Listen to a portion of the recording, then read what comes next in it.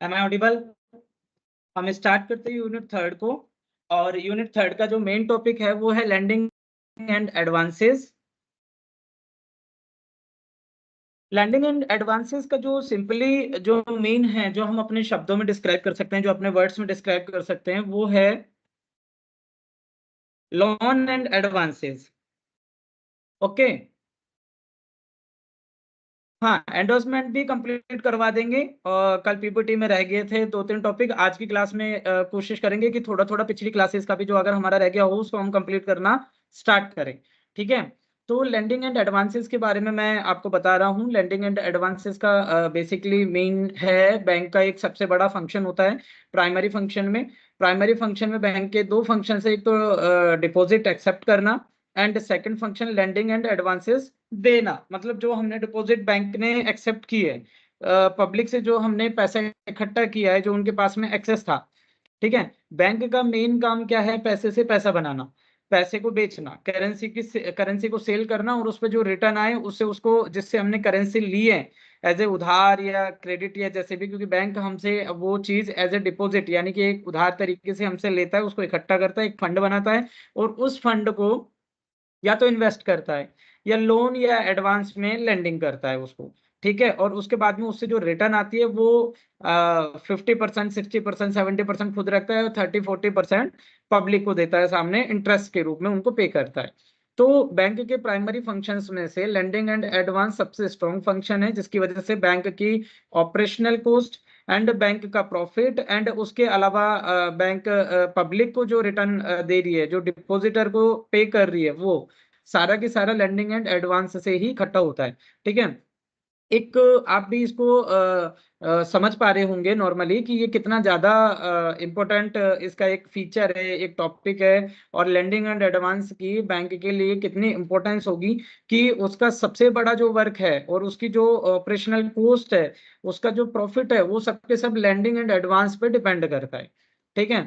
Operational cost मतलब bank के employ, bank की ब्रांचेस को रन करने के लिए जो भी उसकी कॉस्ट लगती है, जो भी उनकी लागत बैठती है, जो भी उनका इंफ्रास्ट्रक्चर डेवलपमेंट है, जो भी उनकी ब्रांच है उसका मंथली, ईयरली, क्वार्टरली जो भी उसके एक्सपेंसेस हैं। इसके अलावा जो एम्प्लॉयज को salary and bills and pension वगैरह पे करनी होती है, तो पूरा बैंक का इंफ्रास्ट्रक्चर प्लस में उसका प्रॉफिट, और उस सब के बाद में जो पब्लिक को जो इंटरेस्ट पे करना है, जो डिपॉजिटर है उसको हम एक रिटर्न पे कर रहे हैं, वो ये सारा के सारा किससे अर्न करना होता है बैंक को? या तो लेंडिंग एंड एडवांस से या इन्वेस्टमेंट से। तो ये दोनों बहुत इंपॉर्टेंट टॉपिक होते हैं उनके लिए। तो ये फर्स्ट टॉपिक मतलब फर्स्ट फंक्शन है उसका, जो फंक्शन माने या एक्सपेक्ट माने कि उसका जो प्राइमरी फंक्शंस हैं उसमें सबसे स्ट्रांगली लेंडिंग एंड एडवांस को रिकमेंड किया गया है, माना गया है, जो according to banking regulation act 1949 के जो डेफिनेशन है बैंक के, उसमें डिस्क्राइब किया गया कि बैंक एक्सेप्ट करें किसको? डिपॉजिट को, एंड लैंड करें उस जो डिपॉजिट है उसको। ठीक है। एडवांस के रूप में, इन्वेस्टमेंट के रूप में। तो lending one of the primary function of a bank, एक प्राइमरी फंक्शन है, ये मैं आपको बता चुका हूँ। फर्स्ट डे भी हमने इसको बोला था, और सेकंड डे भी हमने इसको बोला था कि लैंडिंग है, जो एडवांस देना है, जो लोन देना है, वो बैंक का एक प्राइमरी फंक्शन है। सेकंड चीज, deposit money and lend that money to needy person. Bank क्या करती है कि जिसके पास में पैसा एक्स्ट्रा है, एक्सेस है, उसके पास में, वो उसके घर में रखा हुआ है, जो उसने जोड़ रखा है, जमा कर रखा है, जो वो इकट्ठा कर रहा है, उस पैसे को उससे लेना। और जिसको जरूरत है, जिसके पास कम पैसे हैं, जिसको अपने खर्चों के लिए, अपने एक स्पेशल नीड के लिए, अपने घर खरीदने के लिए, कार खरीदने के लिए, एजुकेशन के लिए, या डिफरेंट टाइप ऑफ नीड के लिए उनको जो पैसे की जरूरत है उसको पूर्ति करना, और वो जो उसकी पूर्ति की है उस पैसे के ऊपर उससे एक्स्ट्रा पैसा वसूल करना, लेना एज ए इंटरेस्ट के रूप में, और फिर उसको जिससे हमने एक्स्ट्रा लिया है उसको वापस करना, एक उसका एक हिस्सा पर्टिकुलर अपना प्रॉफिट निकालने के बाद में। ठीक है। एक लंबी प्रोसेस है ये। तो इसको बोलते हैं करेंसी मार्केट, इसको बोलते हैं पैसे से पैसा बनाना। ठीक है। इसके बाद में आती है नेक्स्ट जो है इसका लोन देना। ठीक है।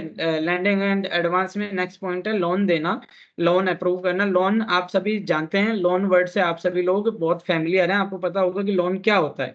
कर्जा देना या कर्जा लेना, लोन। ठीक है। सामने वाले की जरूरतों को पूरा करने के लिए उसको मनी प्रोवाइड कराना, फैसिलिटेट करना, उसको फैसिलिटी प्रोवाइड कराना और उसको वो चीज देना जिसकी उसको जरूरत है, as a loan, as a उधार उसको देना और वापस में उसके ऊपर रिटर्न लेना। ठीक है। एडवांसेस का मतलब होता है डिफरेंट टाइप ऑफ एडवांसेस। अब एडवांसेस मीन ओवरड्राफ्ट भी होता है कि हम एडवांस पे करने की उनको परमिशन दे रहे हैं, क्रेडिट कार्ड भी एडवांसेस में आता है। तो लोन एंड एडवांस में ये थोड़ा सा डिफरेंस होता है कि एडवांस को मीन काउंट करते हैं हम एक टाइप में कि हम उनको एज ए एडवांस दे रहे हैं, पहले से उनको हम पे कर रहे हैं, आगे से उनको हम सहूलियत दे रहे हैं, आगे से उनको हम फैसिलिटी दे रहे हैं एडवांस में। फिर आता है कैश क्रेडिट। ठीक है, कैश क्रेडिट का मतलब होता है नगद उधार। एक तरीके से कि बैंक में ब्रांच में पर्सन आया, उसे नीड है, उसको नगद उधार दी। डिफरेंट टाइप ऑफ टर्म्स होती है नगद उधार की भी। ओवरड्राफ्ट को भी एक तरीके से नगद उधार में माना जा सकता है और ओवरड्राफ्ट को एडवांसेज में भी माना जाता है और क्रेडिट कार्ड को भी कैश क्रेडिट में माना जा सकता है। बहुत सारी चीजें हैं तो एक दूसरे पॉइंट के साथ में शेयर होती हैं, एक दूसरे पॉइंट के लाइक होती है, एक जैसी होती है। नेक्स्ट आती है टर्म ओवरड्राफ्ट। तो ओवरड्राफ्ट है वो बैंक आपको आपके अकाउंट पे उस अकाउंट से ज्यादा पे करने की आपको फैसिलिटी प्रोवाइड कराता है कि अगर आपके अकाउंट में 10,000 है, बैंक आपको प्रोवाइड कराता है कि आप 12,000 तक पे कर सकते हैं अगर आपको कोई इमरजेंसी है तो। एक डिफरेंट टाइप ऑफ टर्म्स होती हैं इसकी, कंडीशंस होती हैं इसकी। बैंक हर किसी को ओवरड्राफ्ट फैसिलिटी नहीं देता है। करंट अकाउंट पे ओवरड्राफ्ट फैसिलिटी मिलती है। इसके अलावा कई बार आपको डिफरेंट टाइप ऑफ अकाउंट पे भी बैंक एलिजिबल करता है ओवरड्राफ्ट के लिए, बट उसकी कुछ टर्म्स होती हैं, उसकी कुछ कंडीशंस होती हैं। माइनस में भी बैलेंस जा सकता है आपके अकाउंट का, अगर बैंक चाहे तो, अगर बैंक आपको अलाउ करे तो। ठीक है।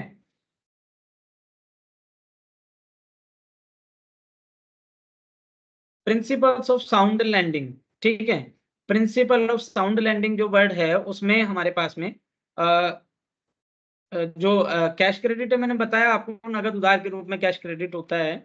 डिफरेंट टाइप ऑफ स्कीम्स होती है बैंक की जिसमें आपको वो क्रेडिट के लिए कैश पावर देते हैं, ऑथोराइज करते हैं आपको। कई बार एक एक फैसिलिटी को दो दो तीन तीन टर्म्स में या दो दो तीन तीन कंडीशंस में आपको काउंट करते हैं। कैश क्रेडिट का मीन्स करंट अकाउंट में मिलने वाली एक्स्ट्रा पे करने वाली फैसिलिटी भी होती है। ठीक है। अब बात करते हैं प्रिंसिपल ऑफ साउंड लैंडिंग। कल हमारा काफी सारे टॉपिक एंडोर्समेंट में रह गए थे, चेक में हमें बहुत फास्ट करने पड़े थे बिकॉज ऑफ मैं बीच बीच में आपको जो आप डिमांड कर रहे थे वो समझा रहा था। अभी आज हम कोशिश करेंगे कि एक बार ही इसको लास्ट में कंक्लूड करेंगे।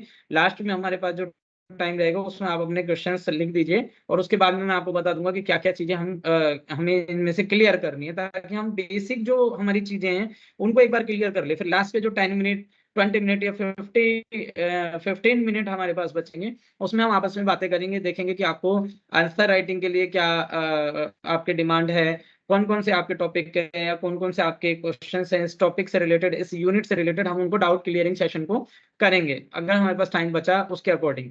ठीक है। हाँ, ये यूनिट थर्ड ही है। आज थर्ड डे है तो यूनिट थर्ड है। कल फोर्थ डे है, परसों फिफ्थ डे है। तो जो जो डे चलते जा रहे हैं उसमें हम एक एक यूनिट अपनी कंप्लीट करते जा रहे हैं। ठीक है। Two areas of landing.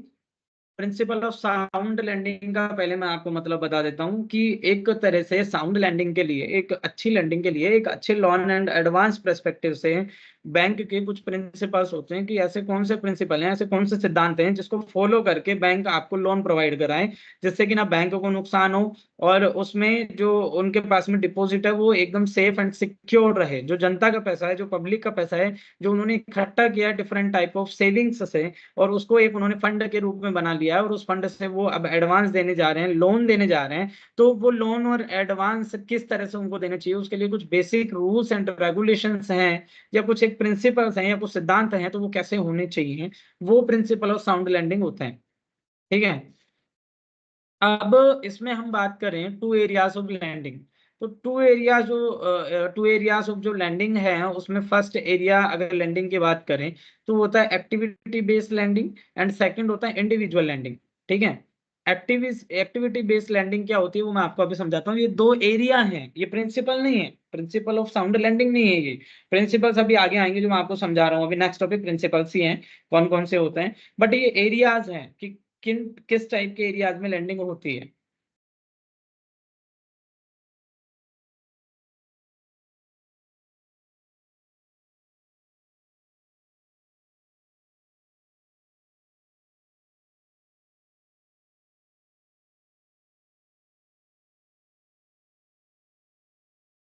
To areas जो लैंडिंग है उसमें फर्स्ट है एक्टिविटी बेस्ड लैंडिंग, मतलब कि बैंक अपने पास इकट्ठे हुए डिपॉजिट को, अपने पास इकट्ठे हुए फंड को एक्टिविटी बेस्ड लैंडिंग करती है। मतलब कि एक डिफरेंट टाइप ऑफ एक्टिविटी, जैसे कि बैंक पर्सनल लोन में, पर्सनल सेगमेंट में लैंडिंग करेगी, लोन देना चाहेगी। एजुकेशन एजुकेशन सेक्टर में लोन देना चाहेगी। ठीक है, ये एक्टिविटीज हैं, एजुकेशन सेक्टर में एक्टिविटीज हैं, पर्सनल में एक्टिविटीज है कि जो पब्लिक है उसके पर्सनल जो नीड है उनको पूरा करने के लिए लैंडिंग करें। And industry based sector lending जो है कि इंडस्ट्री के सेक्टर में लैंडिंग करेंगे कि इंडस्ट्रियलिस्ट को लोन देगी, इंडस्ट्री इंडस्ट्रियलिस्ट को देगी, एक डिफरेंट टाइप ऑफ इंडस्ट्री को देगी कि हम ऑटोमोबाइल इंडस्ट्री को दे सकते हैं लोन। ठीक है, या मैन्युफैक्चरिंग यूनिट को देंगे, या फिर सर्विस यूनिट को हम लोन प्रोवाइड कराएंगे, या हम पर्सनल लोन प्रोवाइड कराएंगे, या हम एजुकेशन लोन प्रोवाइड कराएंगे। तो these are the activity type of lending. कि एक बैंक ने डिसाइड कर लिया कि मैं इस एनुअल ईयर में अपने लैंडिंग का 50% ऑटोमोबाइल इंडस्ट्रीज को दूंगा, मतलब मैं जो भी कार लेगा उसको दूंगा। ऐसे कुछ बैंक है जो पर्सनली सिर्फ ई व्हीकल्स को ही लैंडिंग देती हैं।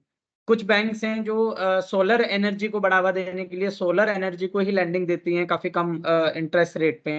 तो ये different type of activity based lending है। ठीक है, ये क्या हो गया, एक्टिविटी बेस्ड। ठीक है, दूसरा है इंडिविजुअल लैंडिंग। इंडिविजुअल लैंडिंग में कि एक अलग इंडिविजुअली तरीके से लैंडिंग करना, पर्सनली लोगों की आवश्यकताओं की पूर्ति के लिए करना कि इसको टीवी खरीदनी है, एसी खरीदनी है, बाइक खरीदनी है, कार खरीदनी है, या कुछ भी खरीदना है, इस टाइप के इंडिविजुअल लैंडिंग है वो। एक्टिविटी बेस्ड लैंडिंग में सेक्टर बेस्ड लैंडिंग होती है कि एजुकेशन सेक्टर को देंगे, या हम इसको ऑटोमोबाइल इंडस्ट्रीज को देंगे, या इंडस्ट्री बेस्ड देंगे, या गवर्नमेंट बेस्ड देंगे कि गवर्नमेंट जितनी भी परियोजनाएं हैं उनको हम लोन देंगे, गवर्नमेंट की जो नीड है उसको हम फुलफिल करेंगे।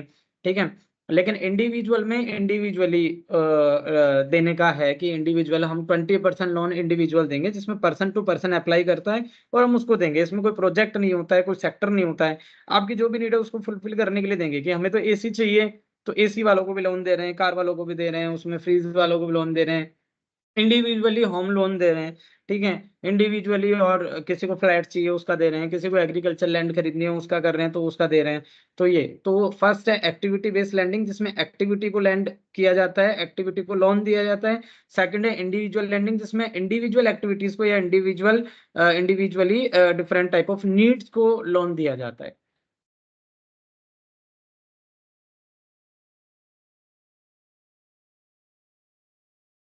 अब हम बात करते हैं प्रिंसिपल ऑफ साउंड लैंडिंग। तो प्रिंसिपल ऑफ साउंड लैंडिंग में जो हम चीजें डिस्क्राइब करने वाले हैं, जो हम चीजें आगे लर्न करने वाले हैं, वो हैं कि ऐसे कौन कौन से प्रिंसिपल्स हैं जिनसे कि लोन देने में, लोन अप्रूव करने में, एडवांस देने में बैंक को देखना पड़ता है कि किस टाइप से हमको क्या क्या नीड हो सकती है, किस सेक्टर्स में हमको देने चाहिए, और क्या हमारे टर्म्स होने चाहिए, क्या रूल्स एंड रेगुलेशंस होने चाहिए इस चीज के, और किस तरह से होने चाहिए।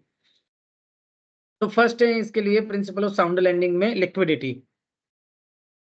बैंक को अपनी जो लैंडिंग मनी है, जो बैंक ने टारगेट फिक्स कर लिया है कि मुझे ये जो मनी है वो 50% अपने पूरे टोटल फंड का, टोटल रिजर्व का 50% मुझे डिपॉजिट का लोन देना है। ठीक है, लैंडिंग करनी है, एडवांस देना है। ठीक है, ये हमने डिसाइड कर लिया। लेकिन जो डिपॉजिटर है उसको भी जरूरत होती है अपनी मनी की। मान ली किसी ने एफडी कराई है 10 साल के लिए, यानी कि बैंक को उसने अपनी मनी सौंप दी 10 साल के लिए, बट अगर इमरजेंसी में वो 2 इयर्स बाद, 3 इयर्स बाद अगर उसे अपनी मनी चाहिए, तो क्या बैंक उसे ये बोल सकती है कि नहीं, आपकी मनी तो हमने उस व्यक्ति को उधार दे दी है, हमने उसको लोन इन एडवांस में उनको पेमेंट कर दिया है, तो वो जब देगा तब मैं आपको दूंगा? क्या ये हो सकता है? नहीं, बैंक को उसको पे करना पड़ता है। चाहे उसको कम इंटरेस्ट देगी या विदाउट इंटरेस्ट देगी, लेकिन उसने जो मूलधन दिया है, जो उसने अपना बेसिक अमाउंट पे किया है, उसको तो बैंक को वापस देना ही पड़ता है।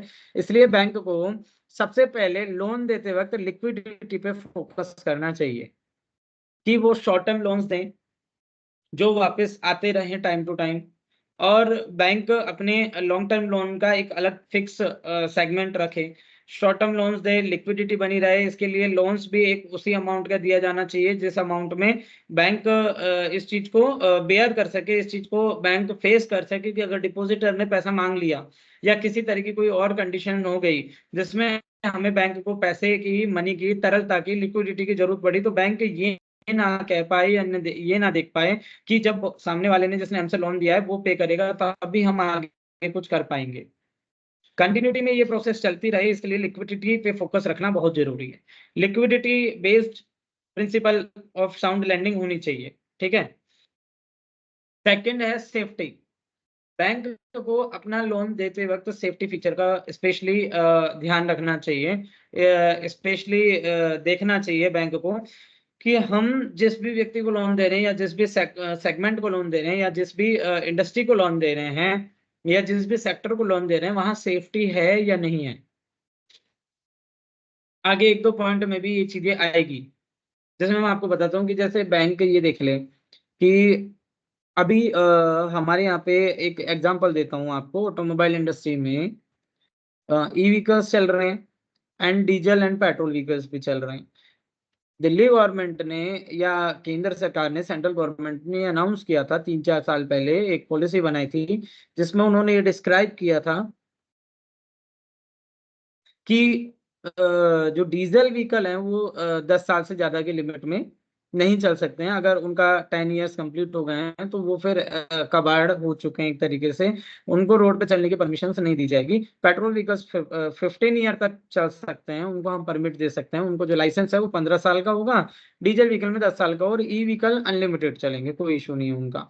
तो सेफ्टी फीचर के अकॉर्डिंग जो बैंक है उसको ऑटोमोबाइल इंडस्ट्री में स्पेशली डीजल व्हीकल पे फोकस ना करके ई व्हीकल्स पे फोकस करना चाहिए कि ई व्हीकल्स वाला जो सेगमेंट है, जो सेक्टर है, ई व्हीकल्स की जो मैन्युफैक्चरिंग यूनिट्स हैं, केवल उन्हीं को ज्यादा से ज्यादा प्रोवाइड करे, क्योंकि वो लॉन्ग टाइम रन करने वाली इंडस्ट्री हो गई है।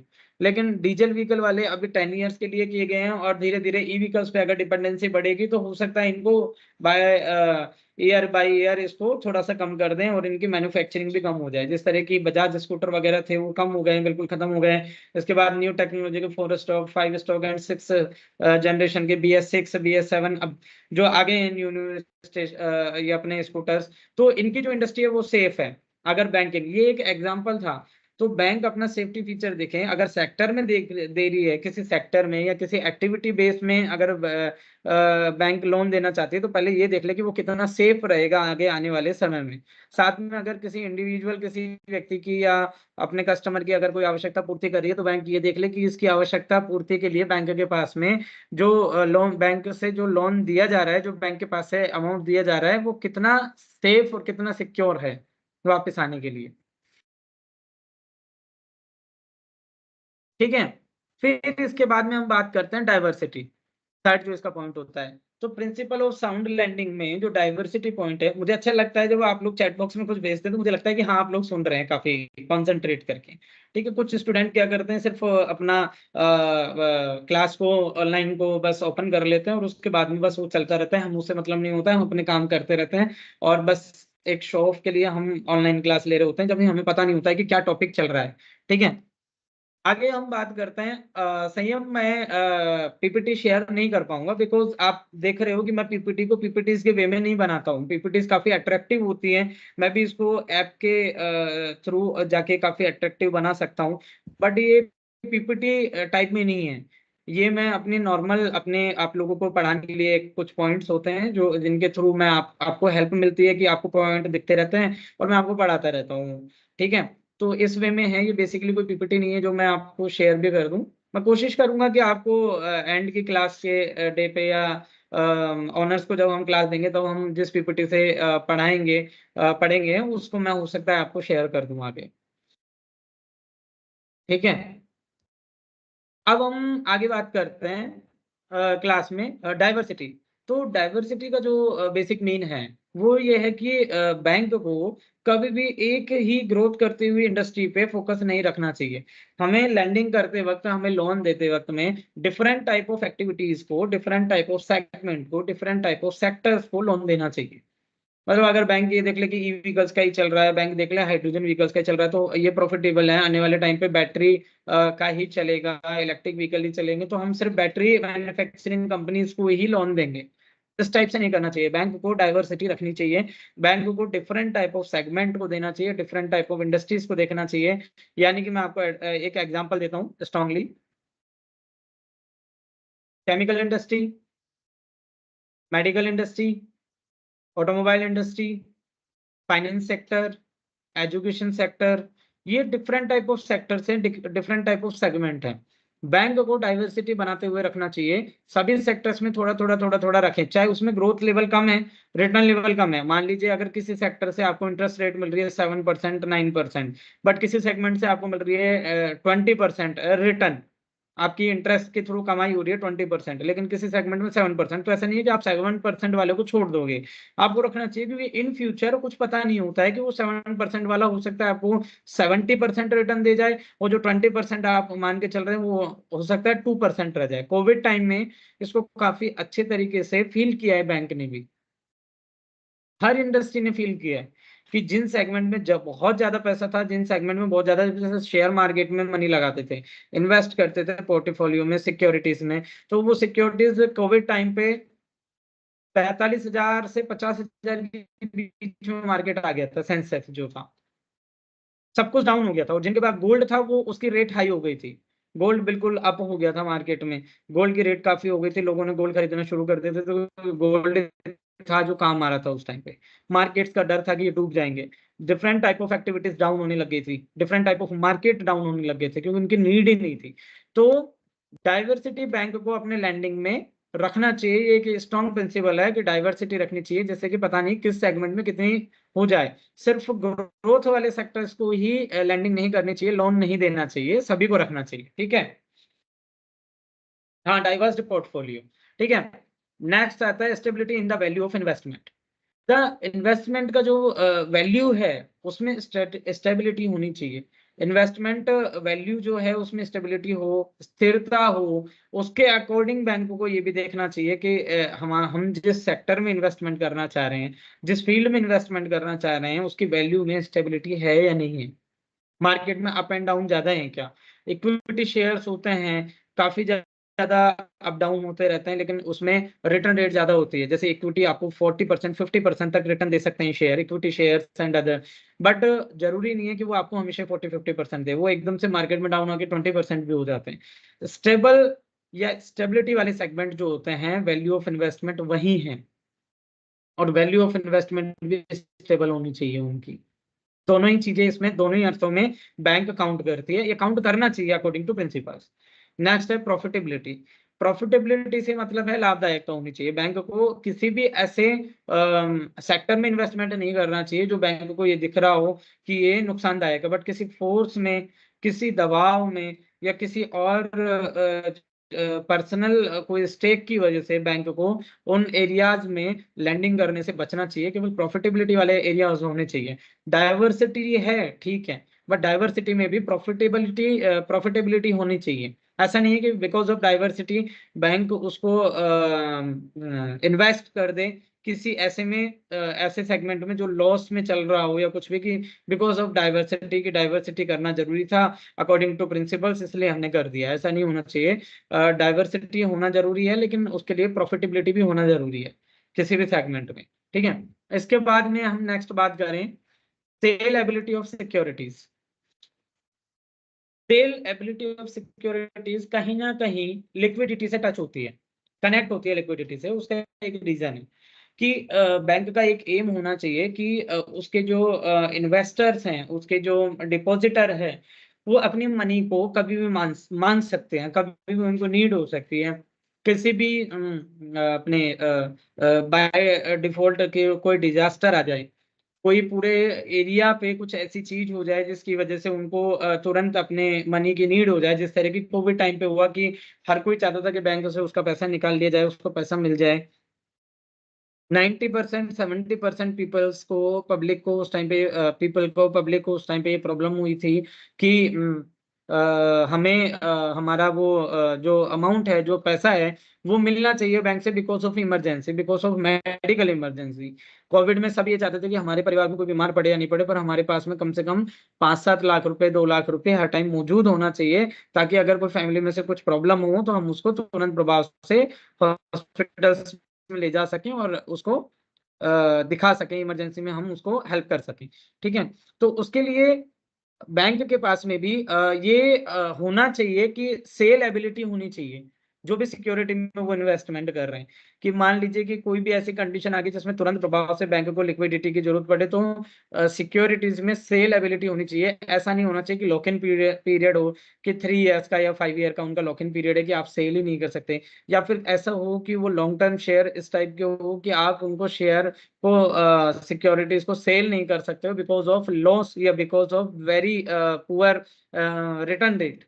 ठीक है, तो बैंक को उन एरियाज में इन्वेस्ट करना चाहिए, उन एरियाज में देना चाहिए लोन जिसमें सिक्योरिटीज को सेल करने के लिए एबिलिटी हो, तुरंत कर सकें, तुरंत कैश में उनको भुनाया जा सके। ठीक है, फिर अब आगे बात करते हैं अपन मार्जिन मनी। मार्जिन मनी में क्या होना चाहिए कि जब लोन बैंक सैंक्शन कर रही है, तो आपके पास में किसी ने मॉर्गेज रखा, ठीक है, अपनी प्रॉपर्टी को, जैसे कि किसी ने लैंड रखी, किसी ने जमीन रखी, किसी ने फ्लैट रखा, किसी ने मकान रखा, या किसी ने कोई और चीज रखी, किसी ने भी आपके पास में कोई चीज मॉर्गेज रखी, आपके पास में उधार रखी, तो उसमें और जो आप लोन सैंक्शन कर रहे हो लोन, उसमें दोनों में एक मार्जिन मनी होनी जरूरी है। और मार्जिन मनी कितनी होनी चाहिए? कम से कम 20% होनी चाहिए। ठीक है, कैसे, मैं आपको बताता हूँ। मान लीजिए आप 5 लाख का लोन चाहते हैं और आप 5 लाख की प्रॉपर्टी ही मॉर्गेज रख रहे हैं, तो बैंक को नहीं देना चाहिए लोन। बैंक को एक मार्जिन रखना चाहिए कि 5 लाख के लोन के लिए कम से कम 7 या 8 लाख रुपए की प्रॉपर्टी को आप मॉर्गेज कीजिए, तब जाके आप हम 5 लाख रुपए का लोन सेशन करेंगे। ठीक है, उसमें क्या होता है बैंक को, उसमें बैंक को ये होती है कि बैंक इजी गोइंग तरीके से, आसान तरीके से, अगर कोई उसको नहीं चुका रहा है, नहीं उसको कैपेबल है उस लोन को पे करने में, तो बैंक उस लैंड से, उस फ्लैट के सेल से इतना अमाउंट इकट्ठा कर सकती है जो उसका इंटरेस्ट जो बनता है, जो आपने, क्योंकि इसका एक रीजन है, आपको 5 रुपए आपने मुझे जमा कराए बैंक को, 5 रुपए, ठीक है, और वो 5 रुपए बैंक ने अपने पास जमा करे और मुझे लोन दे दिया 5 रुपए का। ठीक है, 5 लाख मान लो, 500 मान लो, 5 रुपए मान लो। अब वो मुझे बैंक ने दे दिया और बैंक ने मेरे से 8 रुपए की प्रॉपर्टी को मॉर्गेज रखवा लिया। अब मैंने वो लोन नहीं चुकाया, तो वो जो 3 रुपए जो एक्स्ट्रा थे उस प्रॉपर्टी में, उस प्रॉपर्टी को बेच के बैंक 2 रुपए कमा पाएगी, 1 रुपए कमा पाएगी, और बैंक अपना इंटरेस्ट नहीं ले पा रही है, पता नहीं मैंने कितने टाइम से ड्यू किया है, तो वो आपको तो देने पड़ेंगे ना। आपके जो 5 रुपए बैंक ने लिए हैं, तो वो आपको 6 रुपए तो बना के देगी ना बैंक, मतलब कि आपको इंटरेस्ट तो पे करेगी ना। अगर बैंक को मिले या नहीं मिले, लेकिन बैंक आपको इंटरेस्ट पे करेगी करेगी। तो बैंक का एक सीधा सा पोर्टफोलियो, एक सीधा सा बैंक का प्रिंसिपल ये होना चाहिए लेंडिंग के लिए कि आपने किसी के 5 लाख रुपए को किसी और को लोन दिया है, मतलब उस फंड में से जो आपने उससे 5 लाख रुपए लिए, उसमें से आपने किसी और को लोन दिया है, तो उसको तो आपको इंटरेस्ट पे करना ही करना है, चाहे आपने कुछ कमाया हो या नहीं कमाया हो। तो इसके लिए जब 5 लाख का लोन सामने वाला मांग रहा है और मोर्गेज रख रहा है, तो आप कम से कम 7-8 लाख रुपए की प्रॉपर्टी को मोर्गेज रखेंगे और उसको 5 लाख रुपए का लोन देंगे। अगर वो इन फ्यूचर इंस्टॉलमेंट नहीं पे करता है, तो उस प्रॉपर्टी को बेच करके इतनी मनी होनी चाहिए कि 5 लाख रुपए प्लस में उसका रिटर्न, और उसके बाद में आपका खुद का प्रॉफिट भी निकाला जा सके। ठीक है, तो मार्जिन मनी होनी चाहिए। ठीक, अभी नेक्स्ट आता है इसका लास्ट जो है प्रिंसिपल ऑफ साउंड लैंडिंग का, वो होता है प्रिंसिपल ऑफ पर्पस।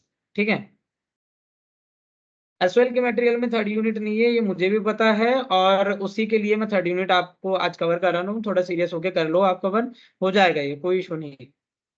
और बुक्स में एक्स्ट्रा ही मटेरियल है, तो परचेज करने की जरूरत नहीं पड़ेगी। हम कोशिश करेंगे कि आपको पीडीएफ में मटेरियल प्रोवाइड करा दे, या तो मैं साइट पे अपलोड करा दूंगा, या फिर कोई आपका ग्रुप है तो उसका लिंक वगैरह सेंड कर देना, मैं उसमें सेंड करवा दूंगा।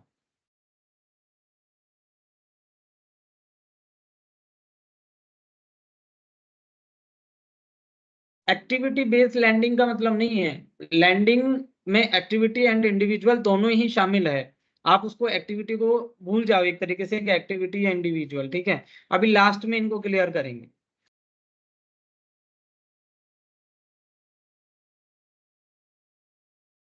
ठीक है। इसके बाद में आता है नेक्स्ट जो पॉइंट है, प्रिंसिपल ऑफ पर्पज।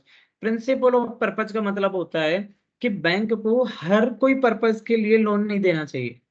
बैंक को अपनी एक पॉलिसी बनानी चाहिए। अभी मैं आपको एक एग्जांपल बताता हूँ। चंदन जो था, चंदन आप लोगों ने सुना है, चंदन की लकड़ी होती है, सैंडलवुड। ठीक है। सैंडलवुड का जो मतलब है, सैंडलवुड है जो पहले इंडिया में, आज से 20 ईयर्स पहले इंडिया में सैंडलवुड को बेचना खरीदना कोई अपराध नहीं था। ठीक है, उसको आराम से आप इजी गोइंग उसका आप बिजनेस कर सकते थे। लेकिन बिफोर आफ्टर मतलब अभी बिफोर 20 ईयर्स, अभी बीच में किसी ईयर में शायद 7-8 में या उसके बाद से गवर्नमेंट ने ये कर दिया कि सैंडलवुड का जो यूज है वो केवल मेडिसिनल जो कंपनीज है अपनी, केमिकल बेस्ड जो कंपनी है, उनको उन्हीं को ही परमिशन है यूज करने की, वही उसको परचेज कर सकती हैं, अदरवाइज ये एक्सपोर्ट होगा। ठीक है। इंडिया में सिर्फ जो मेडिसिन बनाने वाली कंपनी है वही चंदन का यूज कर सकते हैं, वही उसको खरीद सकती है, परचेज करने की पावर उन्हीं के पास में है, उसके लिए उनको लाइसेंस लेना पड़ेगा। ये डिफरेंट टाइप ऑफ और चीजों के लिए भी है, कुछ ऐसे पदार्थ भी हैं, ऐसे चीजें भी हैं जो ड्रग्स कैटेगरी में आती हैं, और उनको भी आप मेडिकल यूज के लिए ही परचेज कर सकते हो, पब्लिक को उसको परचेज करने की परमिशन नहीं है। तो चंदन जो है, सैंडलवुड है, वो उसका काफी अच्छा एग्जाम्पल है। मान लीजिए कि आज मैं सैंडलवुड से बनाने वाले सोप की एक फैक्ट्री खोलने वाला हूँ, कि चंदन के तेल से या चंदन से एक साबुन बनाने की मैं फैक्ट्री खोलने वाला हूँ, तो बैंक को मुझे लोन सैंक्शन नहीं करना चाहिए।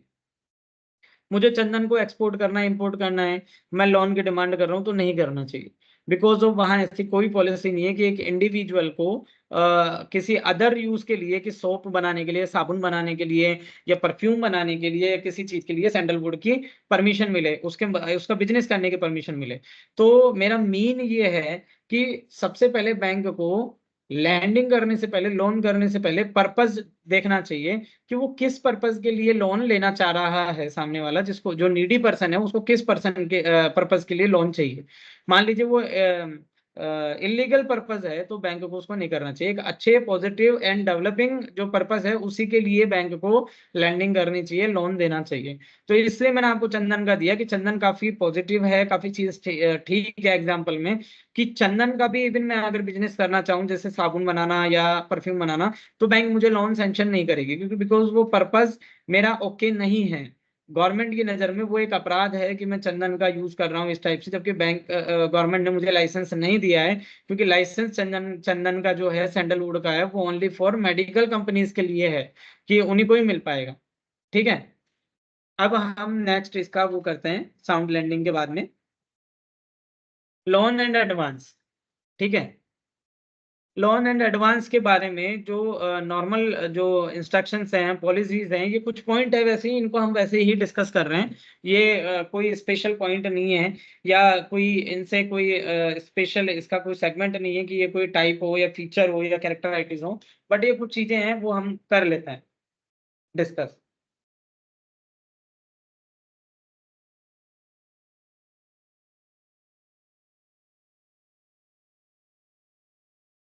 Give me 1 minute student.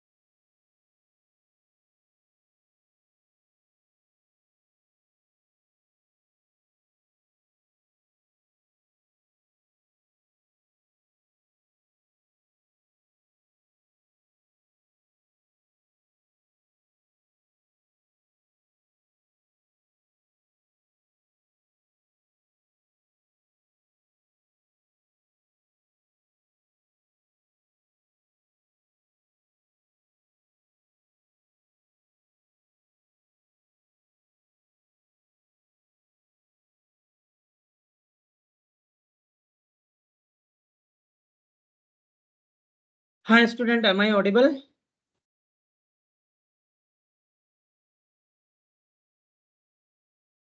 हाँ, तो अब हम आगे इसको डिस्कस करते हैं। 1 मिनट।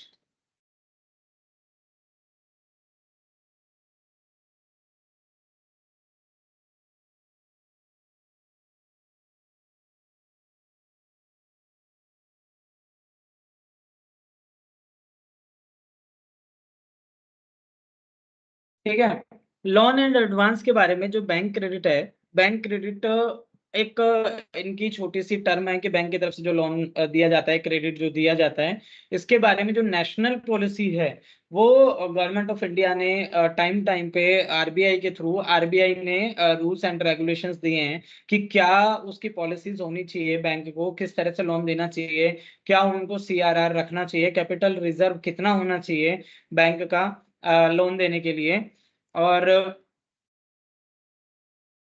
बैंक को लोन किस किस सेगमेंट में नहीं देना चाहिए, बेसिकली किस में देना चाहिए ये आरबीआई डिक्लेयर नहीं करती है, लेकिन किस किस में देना चाहिए ये आरबीआई डिक्लेयर करती है, बताती है। एवरी ईयर आरबीआई कुछ सेक्टर्स को टारगेट करती है, देखती है कि किस सेक्टर को कितना बूम करना है, लोन कितना प्रोवाइड कराना है, किसकी रिटर्न सेफ है कितनी नहीं है। आरबीआई भी एक रिसर्च करके बैंक्स को देती है कि भाई ये सेक्टर्स इस ईयर सेव हैं हमारी रिसर्च के अकॉर्डिंग। और इसके अलावा सेकंड चीज, आरबीआई इंस्ट्रक्शंस देती है, आरबीआई ये गाइडलाइन प्रोवाइड कराती है कि कितना परसेंटेज आपको कैपिटल रिजर्व का रखना है, कितना आपको लिक्विडिटी रखनी है, कितनी आपको इंटरेस्ट रेट रखनी है, होम लोन पे कितना रखना है, सब्सिडाइज लोन आपको कितना देना है, डिफरेंट टाइप ऑफ गवर्नमेंट जो एक्टिविटीज है, गवर्नमेंट जो योजनाएं हैं, स्कीम्स हैं, उनमें आपको पीपल्स जो हमारे इंडियन पीपल हैं उनको कितना लोन देना है, एनआरआई, फॉरेन एमएनसी, इनको कितना लोन देना है, कितना परसेंट होना चाहिए, लोन के लिए कौन कौन से डॉक्यूमेंट रिक्वायर होने चाहिए, ये सारी गाइडलाइंस हमारी आरबीआई प्रोवाइड कराती है बैंकों को, उनको एक प्रोटेक्शन प्रोवाइड कराती है। और इसके अलावा जो अपने आरबीआई है वो नेशनल ऑब्जेक्टिव्स उसमें आपको इंट्रोड्यूस कराती है बैंकिंग को, बैंकिंग सेक्टर को, कि हमारे ऑब्जेक्टिव्स ये हैं इस साल के, कि हमें इंडस्ट्री सेक्टर को बूम देना है, या पर्सनल यूजेस को बूम देना है, या ई पैनल को बूम देना है, या हमें इलेक्ट्रॉनिक पैनल, ई व्हीकल्स या इलेक्ट्रॉनिक जो इक्विपमेंट्स हैं उनको बढ़ावा देना है, तो उसके अकॉर्डिंग उनको लोन देना है, या कितना देना है कितना नहीं देना, उपभोक्ता की जो कस्टमर की जो परचेस पावर है वो इस साल कितनी रहने वाली है, तो उसके अकॉर्डिंग कितना हमें उनके पर्सनल यूज के लिए हमें उनको लोन देना है, तो होम लोन सेक्टर को कितना मजबूत करना है। तो अब जैसे गवर्नमेंट ने एक बनाई थी, आप लोग काफी आप लोगों में से काफी लोगों ने इस चीज को सुना होगा, जाना होगा, कि गवर्नमेंट की, आरबीआई की एक पॉलिसी आई कि आप जो फ्लैट जो खरीदेंगे उसमें आपको 30% 20% तक वो सब्सिडी देंगे, एलआईजी में, या एलआईजी से नीचे वाले जो अपने जो लेवल हैं, पुअर लेवल कैटेगरी हैं, उन सबको 30% तक सब्सिडी देंगे इंटरेस्ट रेट में। तो ये सारी चीजें बैंकों को प्रोवाइड कराती है आरबीआई, और आरबीआई को प्रोडक्ट प्रोवाइड कराती है गवर्नमेंट। तो गवर्नमेंट के ऑब्जेक्टिव्स, नेशनल जो ऑब्जेक्टिव्स हैं उनके अकॉर्डिंग भी लोन एंड एडवांसेस की पॉलिसीज को इधर उधर या ऊपर नीचे कर किया जाता है, उनको देखा जाता है, उनको एडजस्ट किया जाता है। ठीक है।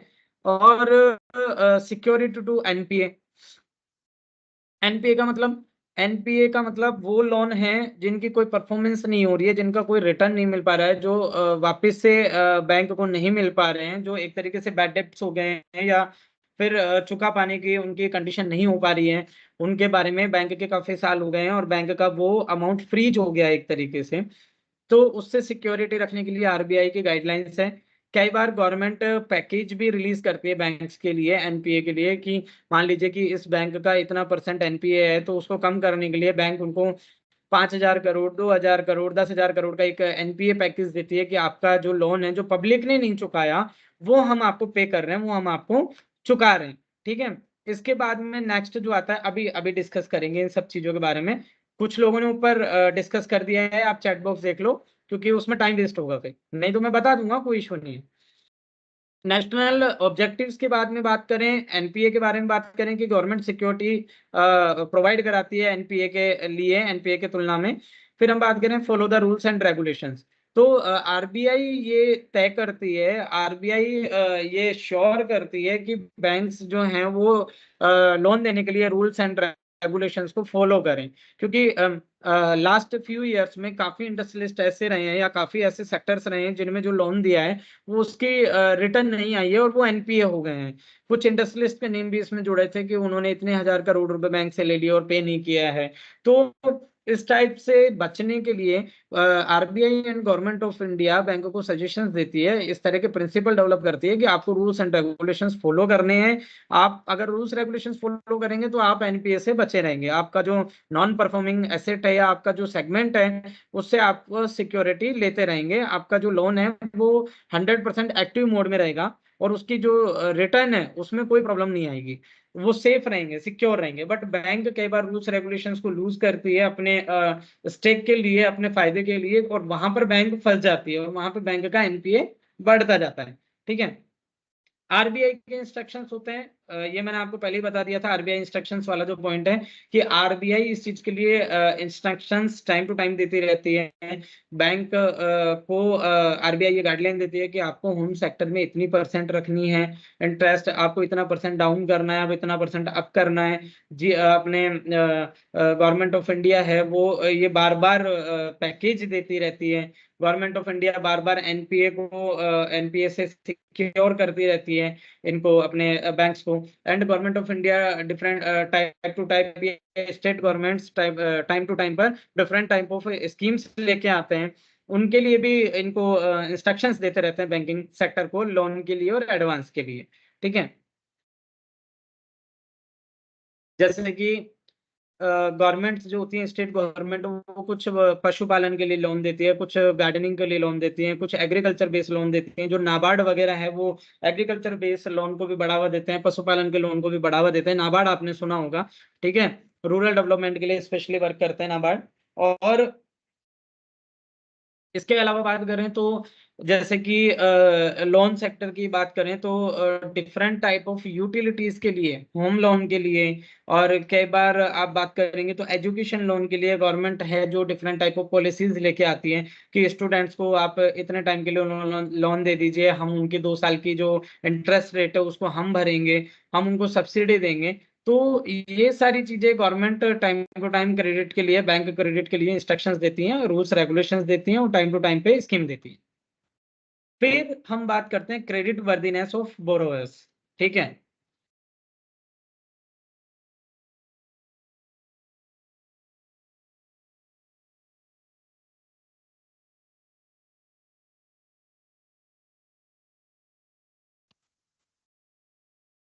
क्रेडिट वर्दीनेस ऑफ बोरोवर्स का मतलब होता है कि जो उधार लेने वाला व्यक्ति है उसकी कैपेबिलिटी क्या है, उसका कैरेक्टर क्या है, लोन देने के लिए, क्रेडिट देने के लिए वर्दीनेस क्या रहेगी। वो रियल में डूबत रहेगा, बैड डेब्ट्स होंगे, वो रिटर्न में आएगा या नहीं आएगा, या फिर वो इजी गोइंग रिटर्न हो जाएगा, वो सेफ और सिक्योर है। इस चीज के लिए जो बोरोवर है उसकी वर्दीनेस चेक करने के लिए, क्रेडिट वर्दीनेस चेक करने के लिए उसकी कैपेसिटी, कैरेक्टर एंड कैपिटल, इन 3 C को फोकस किया गया है। तो बोलते हैं triple C model, CCC model, for capital worthiness of borrowers check करने के लिए।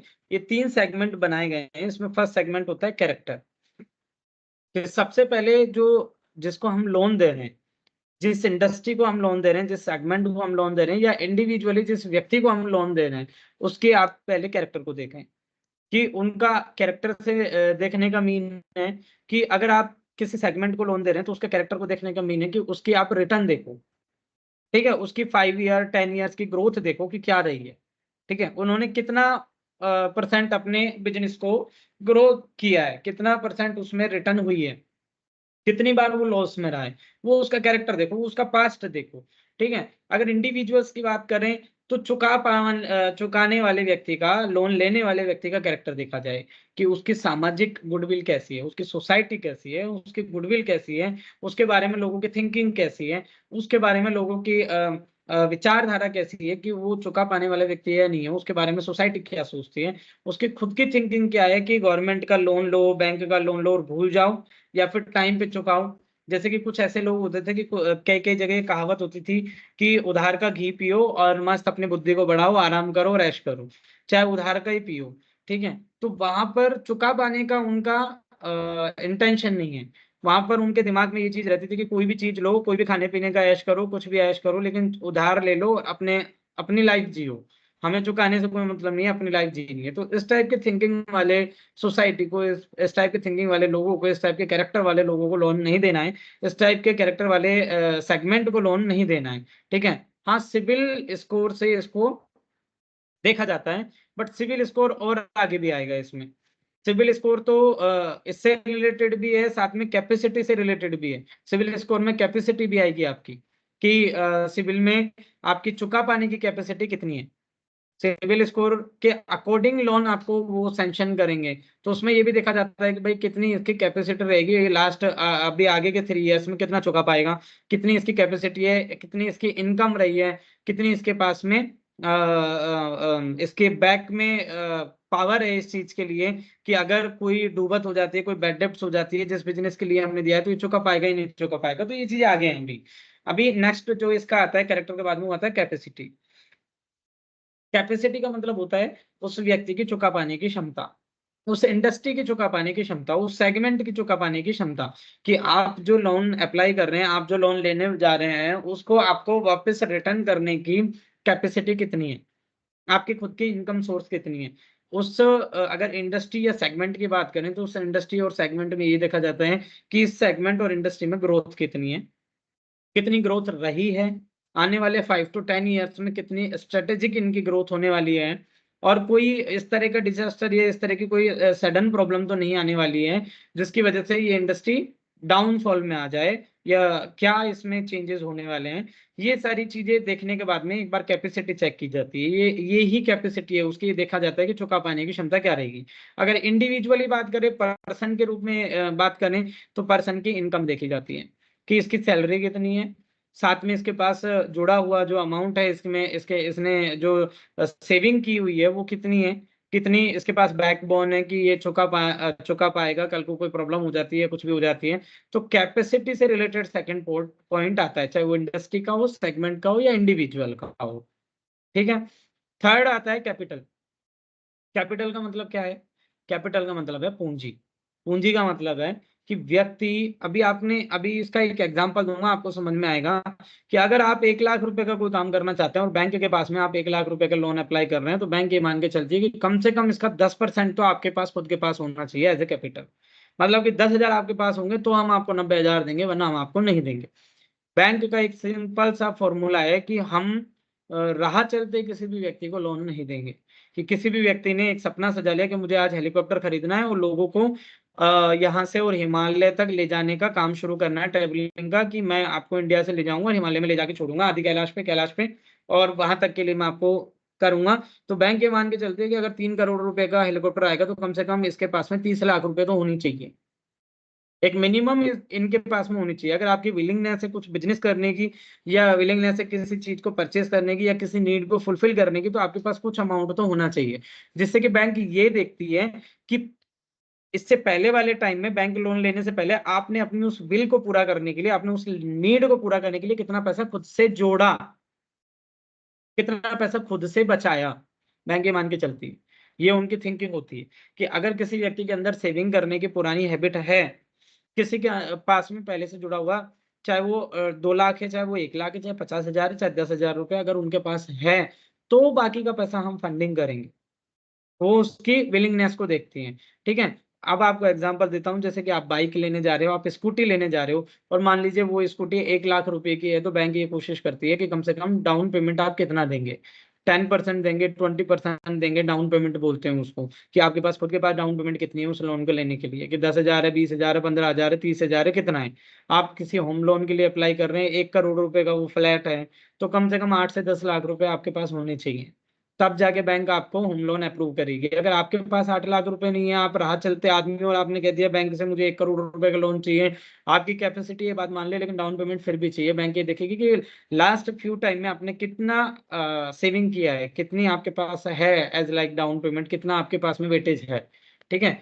तो ये ट्रिपल सी है जिसकी वजह से बैंक ये देखती है कि क्रेडिट वर्दीनेस कितनी है बोरोवर की, या उधार लेने वालों की कितनी क्रेडिट वर्दीनेस रहने वाली है या रहेगी। इसलिए कैरेक्टर, कैपेसिटी एंड कैपिटल को वो फोकस करते हैं, देखते हैं। ठीक है। It is also a part of principle, count कर सकते हैं इसको प्रिंसिपल के पार्ट के रूप में।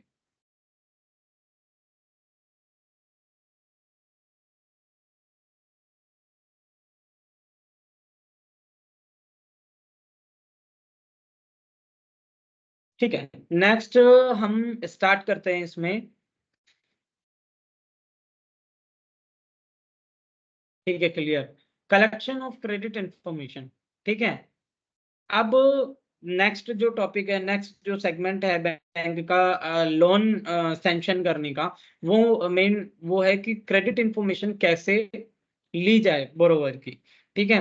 किस तरह से उसके बारे में जानकारी ली जाए, किस तरह से उस सेगमेंट के बारे में जानकारी ली जाए, क्रेडिट इंफॉर्मेशन किस तरह से इकट्ठी की जाए। भाई बैंक पब्लिक का पैसा किसी सेगमेंट में इन्वेस्ट करने जा रही है, लोन देने जा रही है, एडवांस देने जा रही है, तो उस सेगमेंट के बारे में इतनी जानकारी तो होनी चाहिए ना कि वो कितना सेफ है, पास्ट क्या है उसका, उसने अब तक क्या क्या किया है, क्या उसका सेगमेंट है, क्या उसकी इंडस्ट्री है, किस तरह का प्रोडक्शन है, कितनी कॉस्ट आती है। मान लीजिए मुझे एक मैन्युफैक्चरिंग यूनिट स्टार्ट करनी है ऑयल की। ठीक है। जो हम फूड ऑयल है, हम सरसों, मूंगफली, नारियल या palm ऑयल या रिफाइंड या जिस टाइप का भी ऑयल हम कंज्यूम करते हैं डेली एवरीडे अपने फूड में, हमें उनकी एक इंडस्ट्री स्टार्ट करनी है। तो उस इंडस्ट्री के लिए मैंने इक्विपमेंट वगैरह सारी चीज अपने करके एक एस्टिमेट बनाया कि, और बैंक में अप्लाई कर दिया कि मुझे 2.5 करोड़ रुपए का लोन चाहिए इस इंडस्ट्री की इक्विपमेंट्स के लिए, मैन्युफैक्चरिंग यूनिट लगाने के लिए। उस 2.5 करोड़ रुपए में से मेरे पास 25 लाख रुपए हैं, 90% लोन के लिए मैं आपके पास में अप्लाई कर रहा हूँ। तो क्या बैंक को ये नहीं देखना चाहिए कि जो भी मैंने मैन्युफैक्चरिंग यूनिट के लिए लोन की डिमांड की है, बट रियल में क्या वो 2.5 करोड़ रुपए की है? रियल में वो इक्विपमेंट, वो मशीनरी, वो इंफ्रास्ट्रक्चर, वो सारा 2.5 करोड़ रुपए का है या नहीं है? और उस 2.5 करोड़ रुपए की जो इंडस्ट्री है जो मैं लगाऊंगा, उससे आने वाले कितने सालों में मैं 5 करोड़ रुपए कमा सकता हूँ? कितने साल भाई, 5 करोड़ कमाऊंगा तभी तो मैं वो 2.5 करोड़ रुपए निकाल पाऊंगा। उसमें मेरे ऑपरेशन कॉस्ट भी रहेगी, सैलरी भी रहेगी, वेजेस भी रहेगी, उसमें मेरे रॉ मटेरियल भी रहेगा, और उसके बाद में एक नॉर्मल नॉमिनल प्रॉफिट भी रहेगा। एक मेरे को ऑपरेशनल कैपिटल फंड की भी जरूरत पड़ेगी उसमें। ठीक है। और उसके बाद में मुझे बचे हुए जो है जो सेगमेंट है उसमें मुझे मार्केट में जो उधार देना पड़ेगा वो भी एक उसमें इंक्लूड है। तो ये सब चीजें देखने के बाद में, और फिर बैंक का पैसा चुकाने के लिए, तो ये सब मिला के बैंक कम से कम ये तो एक्सपेक्टेशन रखेगी कि 5 करोड़ रुपए कितने साल में कमा पाएगा, जब भी तो 2.5 करोड़ रुपए चुकाएगा मिनिमम। अदरवाइज तो 7.5 करोड़ या 10 करोड़ रुपए होनी चाहिए, तब जाके 2.5 करोड़ रुपए चुकने में आएंगे, ये सारी चीजें देखने के बाद में।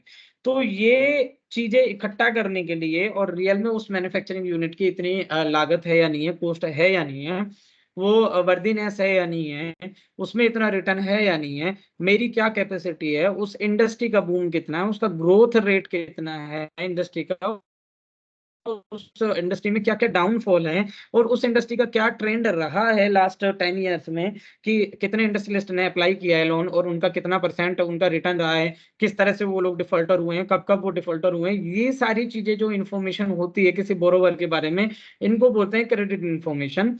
और इसका कलेक्शन किस तरह से हो पाए, इसके लिए बैंक एश्योरेंस चाहती है।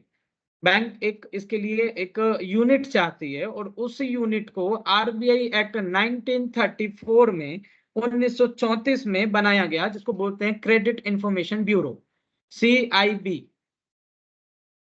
CBI नहीं है ये, CIB है। ठीक है। Credit information bureau, RBI act 1934 के अकॉर्डिंग इसको एस्टेब्लिश किया गया। ये बैंकिंग जो कंपनी है, नॉन बैंकिंग जो कंपनी है, स्मॉल फाइनेंस जो कंपनी है, इन सभी को आरबीआई एक्ट के अकॉर्डिंग क्रेडिट इंफॉर्मेशन प्रोवाइड कराती है, जो क्रेडिट इंफॉर्मेशन ब्यूरो है। इस क्रेडिट इंफॉर्मेशन ब्यूरो के पास में इंडियन गवर्नमेंट में जिसका भी पैन कार्ड बना हुआ है उन सबकी कुंडली होती है पूरी की पूरी।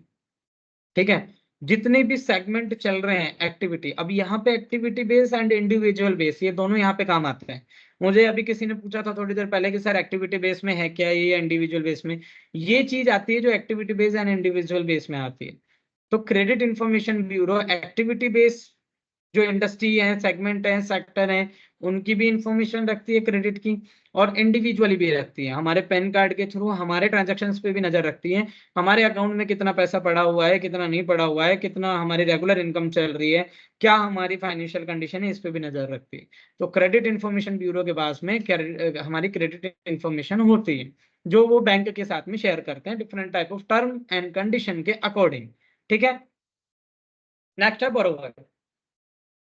बोरोवर मीन्स खुद वो जिसे उधार चाहिए, ठीक है, उसकी इंफॉर्मेशन, वहां से क्रेडिट इंफॉर्मेशन ली जा सकती है। उससे डिफरेंट टाइप ऑफ फॉर्म भरवाए जाते हैं। मतलब मैं बोरोवर हूँ, मैं बैंक के पास जा रहा हूँ, मुझे उधार की जरूरत है, मैं नीडी पर्सन हूँ, मुझे 10 लाख रुपए किसी काम के लिए चाहिए, किसी इंडस्ट्री के लिए चाहिए, या मेरे पर्सनल यूज के लिए चाहिए, या मुझे कार लोन चाहिए, या मुझे होम लोन चाहिए। तो मुझे जिस टाइप का भी लोन चाहिए उसके लिए बैंक मुझसे डीप फॉर्म भरवाती है, डीप फॉर्म फिल करवाती है। उन फॉर्म्स में बैंक मेरे से डिफरेंट टाइप ऑफ मेरी इंफॉर्मेशन मांगती है। उसमें ये भी मांगती है मेरे घर में कितने कमाने वाले लोग हैं, मंथली इनकम मेरे पूरी फैमिली की कितनी है, फैमिली इनकम, मेरी खुद की इंडिविजुअल इनकम कितनी है, लास्ट 5 ईयर में मैंने कितना अर्न किया है, मैं कितना पे कर सकता हूँ, मेरी कैपेसिटी क्या है पे करने की, कभी मैं इसमें डिफॉल्टर हुआ हूँ या नहीं हुआ हूँ, मुझ पे कोई कोर्ट केस चल रहा है या नहीं चल रहा है, मेरे पास कितनी लैंड है जो मेरे पास खुद की है, मकान है तो उसमें कितना हिस्सा मेरा है, ये सारी चीजें बैंक इन्फॉर्मेशन लेती है बोरोवर से। ठीक है, डिफरेंट टाइप ऑफ लोन देने से पहले ये सारी चीजें भरवाई जाती है, उसकी कंडीशन देखी जाती है, तो बोरोवर से भी हम क्रेडिट इंफॉर्मेशन ले सकते हैं। ठीक है, थर्ड आती है बाजार रिपोर्ट से, मतलब मार्केट रिपोर्ट से। तो मार्केट रिपोर्ट से हम ले सकते हैं उस डिफरेंट टाइप ऑफ सेगमेंट के बारे में इंफॉर्मेशन, कि आज जैसे मैंने आपको एक एग्जांपल दिया था कि भाई ई व्हीकल्स ज्यादा चल रहे हैं, तो ई व्हीकल चल रहे हैं तो उसमें कौन कौन से दो एक्सपर्ट हैं जो अपने एस्पेक्ट जो हैं उसमें इंपॉर्टेंस रखते हैं। पहला तो बैटरी, ठीक है, बैटरी है तो बैटरी में क्या क्या चीजें डलती हैं, केमिकल डलता है, लेड डलता है, सीसा जस्ता, लेड वगैरह, प्लास्टिक बॉडी और ये सारी चीजें। ठीक है, और इसके अलावा अगर ई व्हीकल्स हैं तो इसकी जो जो मोटी मोटी चीजें हैं उससे रिलेटेड जो इंडस्ट्री है वो बूम करेगी या नहीं करेगी, ग्रोथ करेगी या नहीं करेगी, ये चीजें देखी जाती है। मान लो मैं किसी इंडस्ट्री में लेना चाह रहा हूँ लोन, किसी इंडस्ट्री के लिए, तो मार्केट रिपोर्ट्स मंगवाई जाती है। मार्केट रिपोर्ट्स के थ्रू क्लियर किया जाता है कि इस इंडस्ट्री का क्या रुझान है, अभी क्या चल रहा है, कितने साल से ये इंडस्ट्री इसमें चल रही है रनिंग में, इसमें कब कब डाउनफॉल आया है, क्या क्या उसके फैक्टर्स थे डाउनफॉल के, और कितना इसमें नुकसान हो सकता है आगे, कितना इसमें प्रॉफिट हो सकता है। जैसे कि आज से 5 साल पहले एक फाइनेंशियल मार्केटिंग जो ग्रुप है स्पेशली, उन्होंने एक घोषणा की थी कि इन फ्यूचर चांदी की रेट में बढ़ोतरी होने वाली है और वो जस्ट डबल होगी, जस्ट ट्रिपल होगी। 5 साल पहले ये बोला था कि जो सिल्वर की जो रेट्स हैं वो काफी हाई जाएंगी, क्योंकि BS6 जो व्हीकल्स आएंगे उनके इंजन में सिल्वर का यूज होगा। ठीक है, तब किसी ने नहीं सोचा था कि रियल में होगा। आज चांदी की रेट 75 प्लस है, 80 के आसपास जा रही है। उसका रीजन 80,000 के आसपास जाने का क्या है, सिल्वर के रीजन इंजन में भी यूज हो रही है। और दुपहिया वाहन, तिपहिया वाहन जो है, टू व्हीलर्स हैं, थ्री व्हीलर्स हैं, कितने ज्यादा इंडिया में बढ़ते जा रहे हैं ये सभी देख रहे हैं। ठीक है, हाँ 82,000 अभी हो सकती है, बिल्कुल ठीक है। तो अभी लेकिन 5 ईयर्स पहले की बात करें या कोविड टाइम की बात करें तो चांदी की रेट कितनी थी, ये देखो आप, 40,000 के आसपास थी, 36, 37, 38, 40। ठीक है, इसका रीजन है नहीं, ऑल टाइम हाई तो नहीं है। गोल्ड अभी बीच में डाउनफॉल भी आया था, कोविड टाइम पे गोल्ड कम हो गया था फिर एकदम से बढ़ गया था। बट सिल्वर का जो यूज है, सिल्वर जस्ट 80,000 इतनी एक रेशो में बढ़ा है। जैसे गोल्ड 10 ग्राम का इतने रुपीस का होता है, तो जो चांदी है वो 1 किलो में बराबर होती है उसके लगभग, लेकिन आज वो उससे हाई जा रही है। ठीक है, आज उसका एक एवरेज रेशो जो रहता है 10 ग्राम सोने का और 1 किलो चांदी का, वो मार्जिन पे चल रहा है काफी। ठीक है, उसका reason because of silver use in engine, new engine technology में सिल्वर का यूज होता है फाइन एवरेज के लिए, ठीक है। तो उसकी वजह से इस इंडस्ट्री में जो भी पैसा लगाने वाला था उनको फर्स्ट प्रायोरिटी दी मार्केट ने। मार्केट रिपोर्ट्स उसके फेवर में थी कि ये चांदी का व्यापार करने वाला है, बिजनेस करने वाला है, इनकी सिल्वर की फाइन फैक्ट्री है, सिल्वर का इनका प्लांट है या सिल्वर यूजेस का प्लांट है, तो इनको लोन दे सकते हैं। मार्केट रिपोर्ट्स उसके फेवर में थी, तो वो मार्केट रिपोर्ट्स बैंक के पास होती है 1 क्लिक पे। क्रेडिट इंफॉर्मेशन ब्यूरो बैंक के पास अवेलेबल होती है 1 क्लिक पे, ठीक है। बाजार रिपोर्ट बैंक के पास अवेलेबल रहती है 1 क्लिक पे। बैंक सब्सक्रिप्शन लेता है मार्केट रिपोर्ट्स के डिफरेंट टाइप ऑफ एजेंसीज से। बैंक सब्सक्रिप्शन लेते हैं क्रेडिट इंफॉर्मेशन ब्यूरो से, समझ रहे हो। और उसके बाद में 1 क्लिक पे कुंडली आ जाती है सबके सामने, ठीक है। अब हम बात करते हैं आगे exchange of credit information amongst bank, ठीक है। बैंकों के बीच में क्रेडिट इंफॉर्मेशन एक्सचेंज करने के लिए एक क्रेडिट इंफॉर्मेशन ट्रस्ट बनाया हुआ है, जो बैंकों के बीच में क्रेडिट इंफॉर्मेशन आपस में शेयर करने का काम करता है। वो कैसे?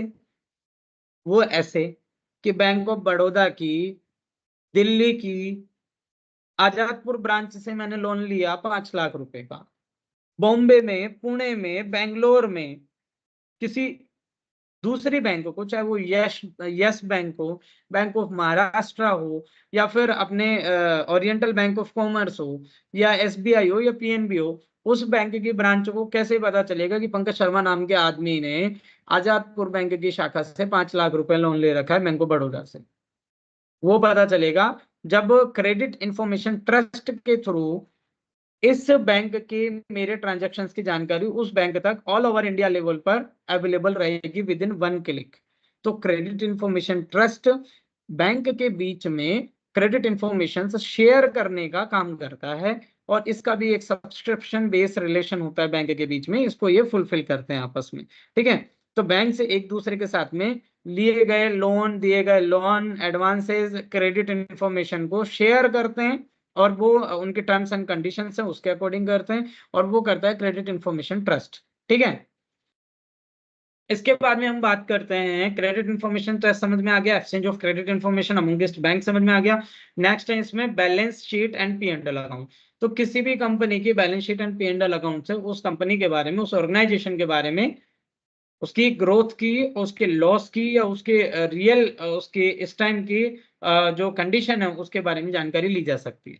तो ये टॉपिक क्लियर हो गया, कलेक्शन ऑफ क्रेडिट इंफॉर्मेशन। अब नेक्स्ट टॉपिक की ओर बढ़ते हैं।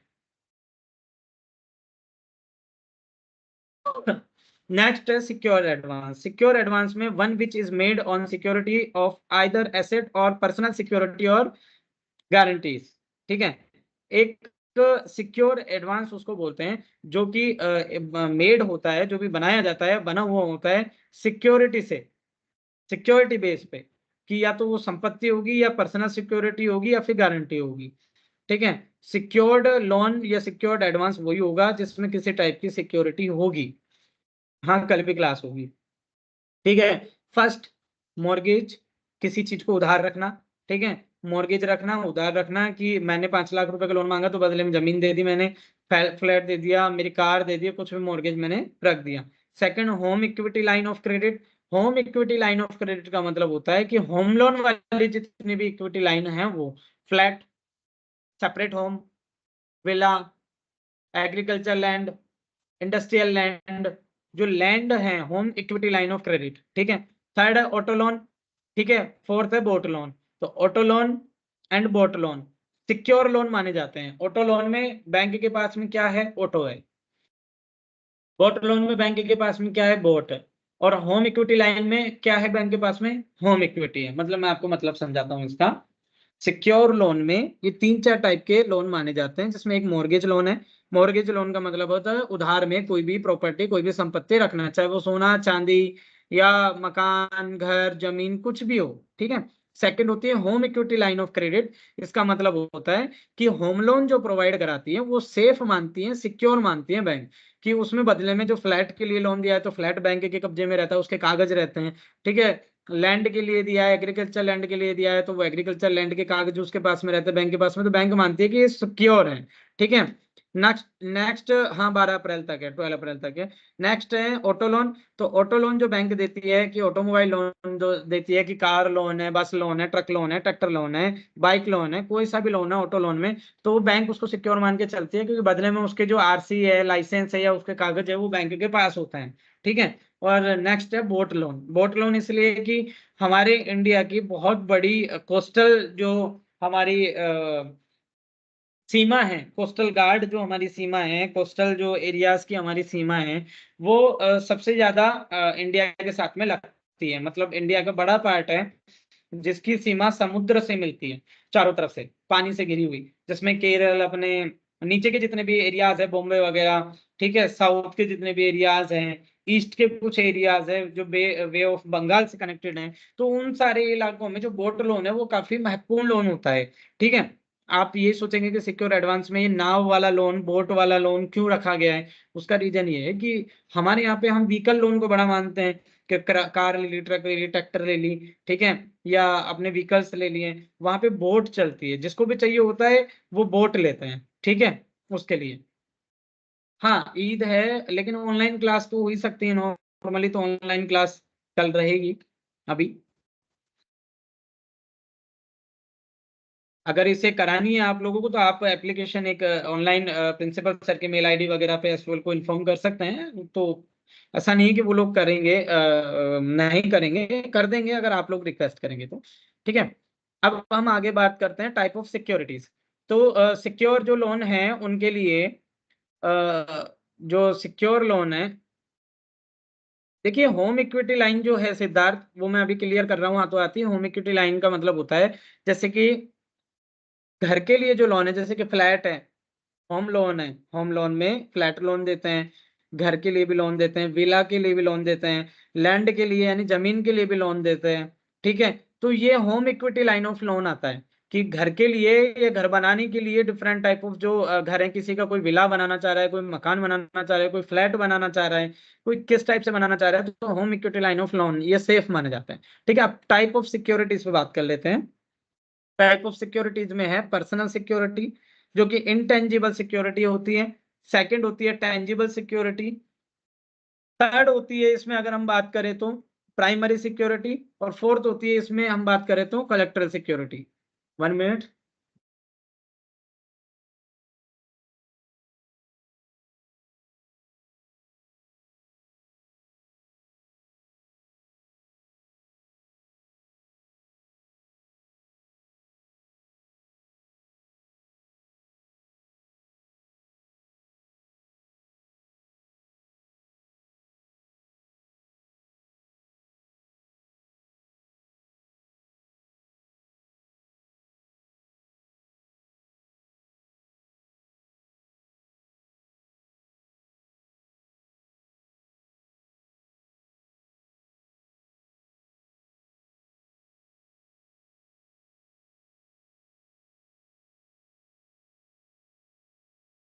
तो ये जो अपनी मैं कहाँ पे था,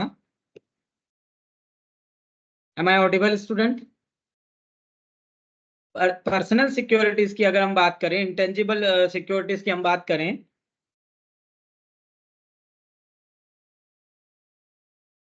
तो पर्सनल सिक्योरिटी में इंटेंजिबल सिक्योरिटी जैसे कि प्रोमिसरी नोट वगैरह हुए, बिल्स हुए, इस टाइप की जो चीजें हैं पर्सनल सिक्योरिटीज में, वो आती है कि अपने सिग्नेचर करके दिए, जिसमें हम गारंटी ले रहे हैं, या फिर कोई प्रोमिसरी नोट दे रहे हैं, या किसी टाइप के बिल्स उनके पास में सबमिट कर रहे हैं, तो ये पर्सनल सिक्योरिटीज में आते हैं। फिर नेक्स्ट है टेंजिबल सिक्योरिटीज। तो टेंजिबल सिक्योरिटीज में आती हैं अपने बिल्डिंग, लैंड, या हार्ड फॉर्म में जो भी अवेलेबल हैं, वो हमारी टेंजिबल सिक्योरिटीज होती हैं जो दृश्यमान हैं। ठीक है। पर्सनल सिक्योरिटीज को अदृश्यमान माना गया है, इंटेंजिबल माना गया है।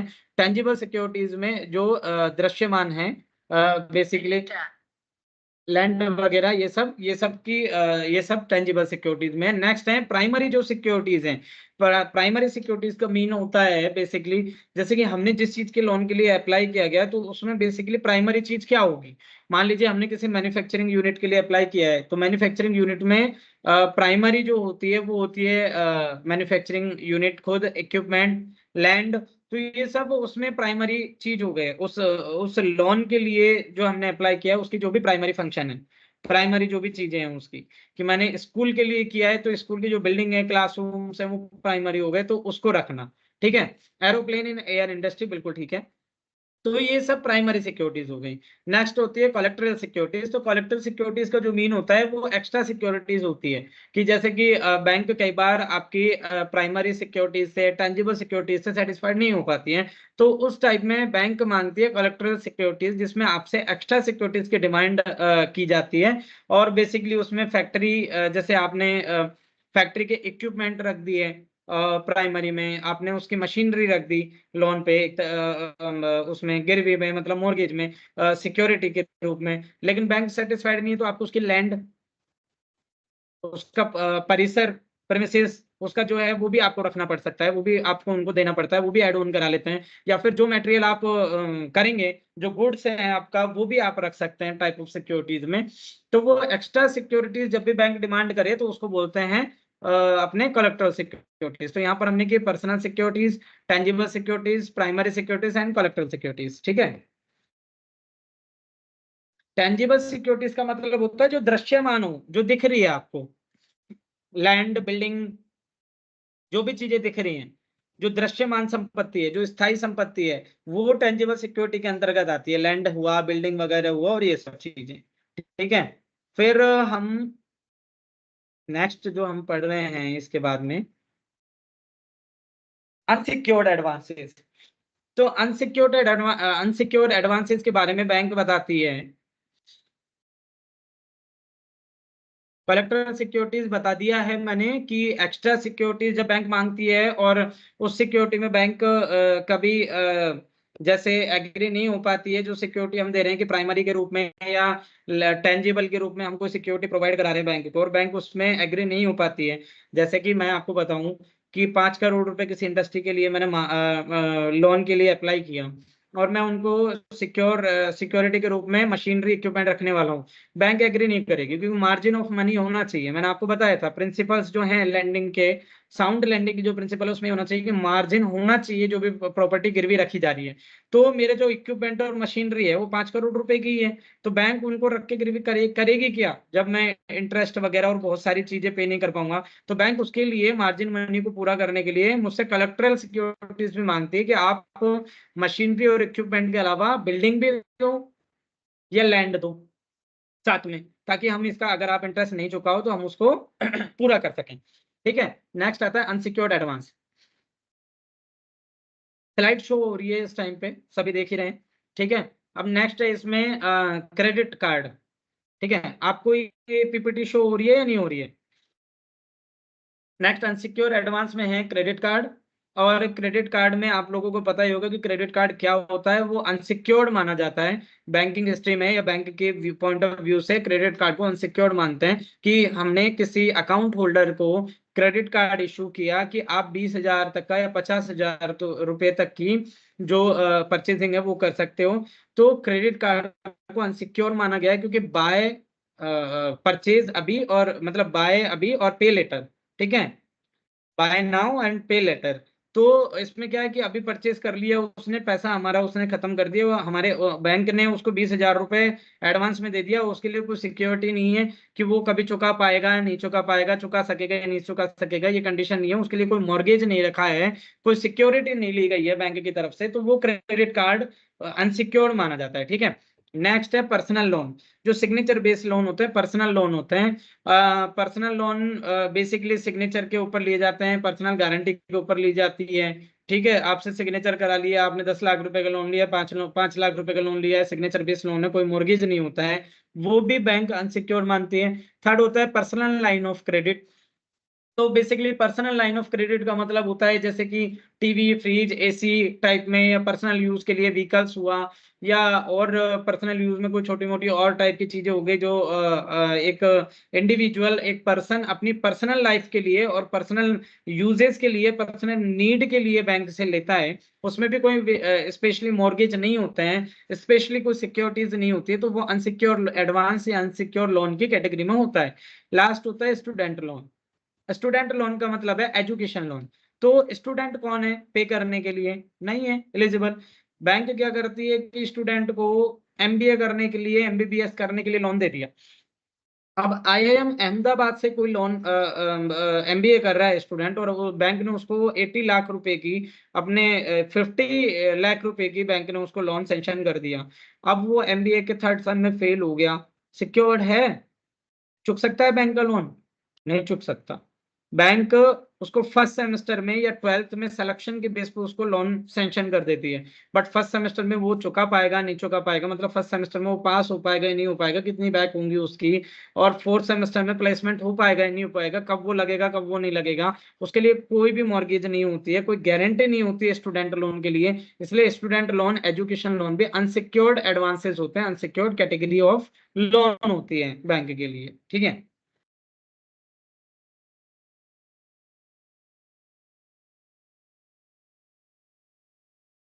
नेक्स्ट होता है स्टूडेंट, इसमें different form of advances. Different form of advances की अगर हम बात करें, ठीक है, वो है डिमांड लोन फर्स्ट। तो डिमांड लोन की बात करें, डिमांड लोन का मतलब होता है कि अपने बैंक से कोई भी जो इंडिविजुअल है वो लोन ले लेता है, या कोई भी इंडस्ट्री है वो लोन ले लेती है। और इसमें जो अपने डिमांड लोन जो होता है, बेसिकली उसमें डिमांड का ही पूरा प्रोसेस होता है कि कभी भी बैंक ने डिमांड कर लिया, कस्टमर ने डिमांड कर लिया, उसको तुरंत जो लोन अमाउंट है वो हैंड ओवर कर दिया जाता है। उसमें कुछ भी अमाउंट बैंक अपने पास रखती नहीं है एज ए फर्स्ट इंस्टॉलमेंट, या कुछ भी जो बोरोवर होता है उसने जितना डिमांड किया है उसको डिमांड किया जाता है। और अगर उसकी लास्ट में, अगर उसकी 5 साल की इंस्टॉलमेंट है और लास्ट में भी उसकी 2 इंस्टॉलमेंट बच गई है, तो पूरा लोन उसका ड्यू माना जाता है। इसमें एक शर्त ये होती है डिमांड लोन में कि लास्ट की अगर आपने इंस्टॉलमेंट पे नहीं की, तो इसका मतलब ये नहीं है कि आपके 20,000 के पे नहीं की तो 20,000 माने जाएंगे। आपका 5 लाख का लोन था तो 5 लाख ही ड्यू माने जाते हैं, अगर आपने लास्ट इंस्टॉलमेंट भी पे नहीं की तो। सेकंड होता है टर्म लोन। टर्म लोन में डिफरेंट टाइप ऑफ टर्म होती है, long term, short term and mid term. ये 3 तरह के लोन होते हैं इसमें। तो जैसे कि अगर अब हम बात करें कि शॉर्ट टर्म होते हैं 3 साल के, मिड टर्म होती है 3 से 5 साल की, लॉन्ग टर्म होती है 5 साल से ऊपर की जो टर्म्स होती है, कोई 15 साल के लिए लेता है, कोई 20 साल के लिए लेता है। तो ये टर्म लोन होता है। ठीक है। थर्ड अगर हम बात करें बैंक ओवरड्राफ्ट, तो बैंक ओवरड्राफ्ट को सभी को पता ही है कि ये करंट अकाउंट पे एप्लीकेबल होता है। करंट अकाउंट पे बैंक ओवरड्राफ्ट की आपको फैसिलिटी देती है, स्पेशल ये इंडस्ट्रियलिस्ट के लिए होती है। ठीक है। हो गया बैंक ओवरड्राफ्ट। नेक्स्ट जो डिफरेंट फॉर्म ऑफ एडवांस है वो है कैश क्रेडिट। कैश क्रेडिट मतलब नगद उधार के रूप में बैंक पे करती है। ठीक है, नगद भी उधार देती है, डिफरेंट टाइप ऑफ छोटे छोटे खर्चों के लिए भी बैंक क्रेडिट इशू कर देती है, दे देती है। Bills discounted. बिल्स डिस्काउंटेड का मतलब अगर हम बेसिकली बात करें तो जैसे कि बैंक पहले पे कर देती है आपके लिए, और उसके बाद में पार्टी को मतलब एडवांस में पे कर दिया, और आपसे बैंक बाद में लेती रहती है। कि जैसे इंडस्ट्रियलिस्ट को बैंक देती है ये फैसिलिटी, जो जिनका करंट अकाउंट होता है उनको बैंक ये फैसिलिटी प्रोवाइड कराती है बिल्स डिस्काउंटेड की, कि बैंक बिहाफ ऑफ यू उनको एडवांस पे कर देती है। आपने कोई चेक दिया, आपने कोई चिट्ठी दी, आपने कुछ लिख के दिया, आपने हुंडी दी, आपने एक्सचेंज बिल्स दिए, आपने डिस्काउंटेड बिल्स भी इसको बोलते हैं वो दिए आपने, तो बैंक क्या करेगी, एडवांस में उसको पे कर देती है। आप बाद में उस बैंक अकाउंट में डालते रहेंगे, बैंक अपना बाद में आपसे वसूलेगी, पहले बैंक आपके कहने पे पे कर देती है, उसको बोलते हैं बिल्स डिस्काउंटिंग। नेक्स्ट है कंज्यूमर क्रेडिट। कंज्यूमर क्रेडिट का मतलब होता है कि कंज्यूमर के लिए छोटे छोटे जो भी उनके खर्चे होते हैं, टीवी के, एसी के, फ्रिज के, मशीन के, व्हीकल के, उनके लिए कंज्यूमर क्रेडिट प्रोवाइड कराना, उपभोक्ताओं का क्रेडिट प्रोवाइड कराना। जैसे कि आपको different type of credit card issue किए जाते हैं, या आपको एसी के लिए, फ्रिज के लिए, जैसे बजाज आपको ऑफर करती है, बजाज फाइनेंस कंपनी है, या और छोटी छोटी फाइनेंस कंपनियां हैं, वो आपको ऑफर करती है कि गाड़ी ले लो, फ्रिज ले लो, एसी ले लो, टीवी ले लो इंस्टॉलमेंट पे। तो ये सारा कंज्यूमर क्रेडिट के अंतर्गत आता है। ठीक है। लास्ट इसमें है loan against trust certificate. Loan against trust certificate का मतलब होता है FD, fix deposit, LIC premium की जो वो होती है अपनी रिसिप्ट, ठीक है। इसके अलावा आपने और भी डिफरेंट टाइप ऑफ जो डिपॉजिट्स होते हैं जो आपके पास है अवेलेबल, या गोल्ड की आपके पास में कोई स्लिप है जो आपके पास में गोल्ड ऑलरेडी आपका जमा है उसके ऊपर, तो फिक्स डिपॉजिट और एलआईसी सर्टिफिकेट, रिसिप्ट, ये सब ट्रस्ट सर्टिफिकेट बोले जाते हैं। इनको ट्रस्ट सर्टिफिकेट बोलते हैं कि आपका पैसा बैंक के पास जमा है एफडी के रूप में या एलआईसी के रूप में, और इन सर्टिफिकेट को गिरवी रख के, मॉर्गेज रख के बैंक आपको इनके बिहाफ पर लोन दे देती है। आपने सुना होगा कि मैंने एफडी जमा करा रखी है और एफडी की तुलना में मैंने इतना लोन ले लिया, या मेरी एलआईसी है तो एलआईसी के ऊपर भी मैं लोन ले सकता हूँ। तो ये फैसिलिटीज को बोलते हैं, ये एडवांसेस को बोलते हैं loan against trust certificate.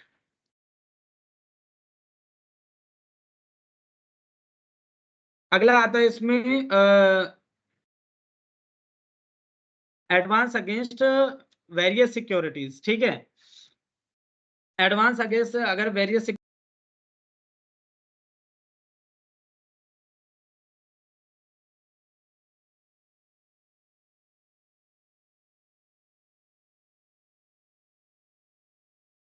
Screen show हो रही है या नहीं हो रही? M I Audible? विजिबल नहीं है? मैं दोबारा विजिबल करता हूँ।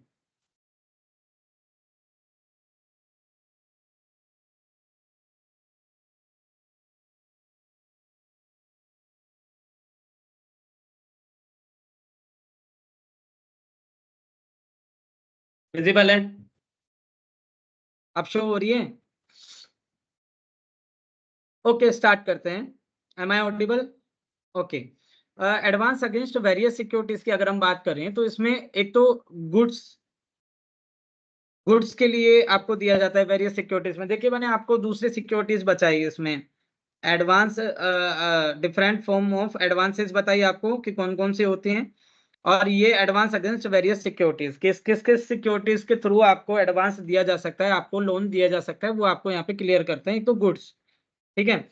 जो कंपनी होती है, मैन्युफैक्चरिंग यूनिट होती है, उनको उनके माल के एवज में भी लोन दिया जाता है कि अगर वो अपना माल शो कर दें और उस माल को देखने के बाद में कंपनी अपने उसको अधिकार में, बैंक अपने उसको अधिकार में ले सकती है उस माल को, उस माल के एवज में, और आपको बैंक जो है वो लोन सैंक्शन कर देती है, ठीक है।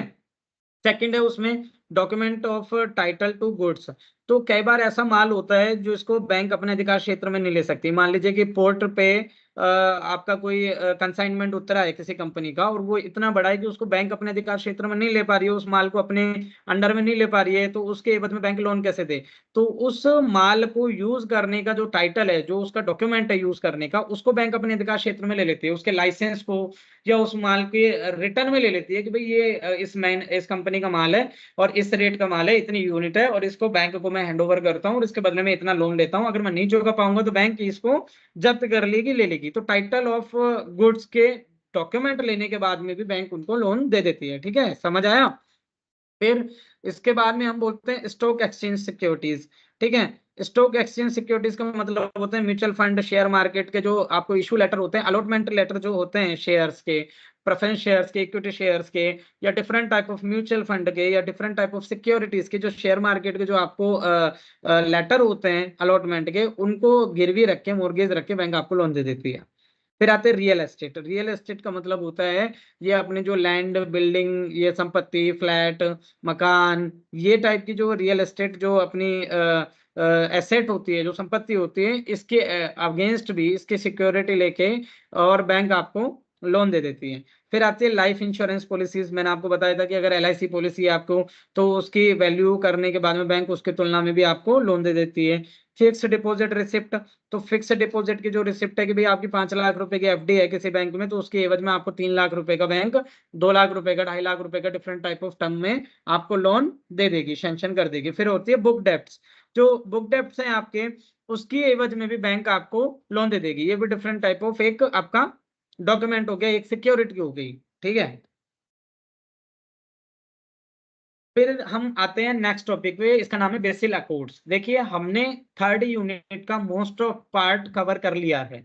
और अब हमारे पास 30% पार्ट बचा है जिसको बोलते हैं बेसिल अकॉर्ड। और बेसिल अकॉर्ड कंप्लीट होने के बाद में आपकी ये यूनिट कंप्लीट है। और अभी आपके 15 मिनट बचे हुए हैं, मैं 15 मिनट में आपको बेसिल अकॉर्ड्स करा दूंगा कंप्लीट। डोंट वरी, आप कंटिन्यू जुड़े रहिए। ठीक है, हमने डिफरेंट टाइप ऑफ कर लिया और बहुत इजी गोइंग कर लिया, बहुत आराम से कर लिया है। कोई चीज नहीं समझ में आई हो तो आप पूछ सकते हैं। ठीक है, अब हम बेसिल अकॉर्ड्स की बात करते हैं। इसके लिए हमें ज्यादा टाइम चाहिए भी नहीं। बेसिल अकॉर्ड्स के लिए बेसिकली इस पे से एक क्वेश्चन आ सकता है, और इसकी टर्म्स को समझने के लिए तो वो हम अभी कंप्लीट कर रहे हैं। ठीक है, पीपीटी शेयर करने लायक है ही नहीं जो मैं शेयर करूं। ये एक नॉर्मल सी मैंने वैसे ही बनाया हुआ है डेली बेसिस पे, और आपको अच्छी सी बना के दे देंगे। ठीक है, शेयर कर देंगे किसी ग्रुप में, मैं आपको सेंड कर दूंगा, या फिर ऑनलाइन भी हो सकेगा तो मैं सेंड कर दूंगा। 1 मिनट स्टूडेंट। जी सर। सर मैंने वो सेंड कर दिया था आपको जो एम कॉम का था। नहीं सर, मेल एड्रेस पे। जी सर।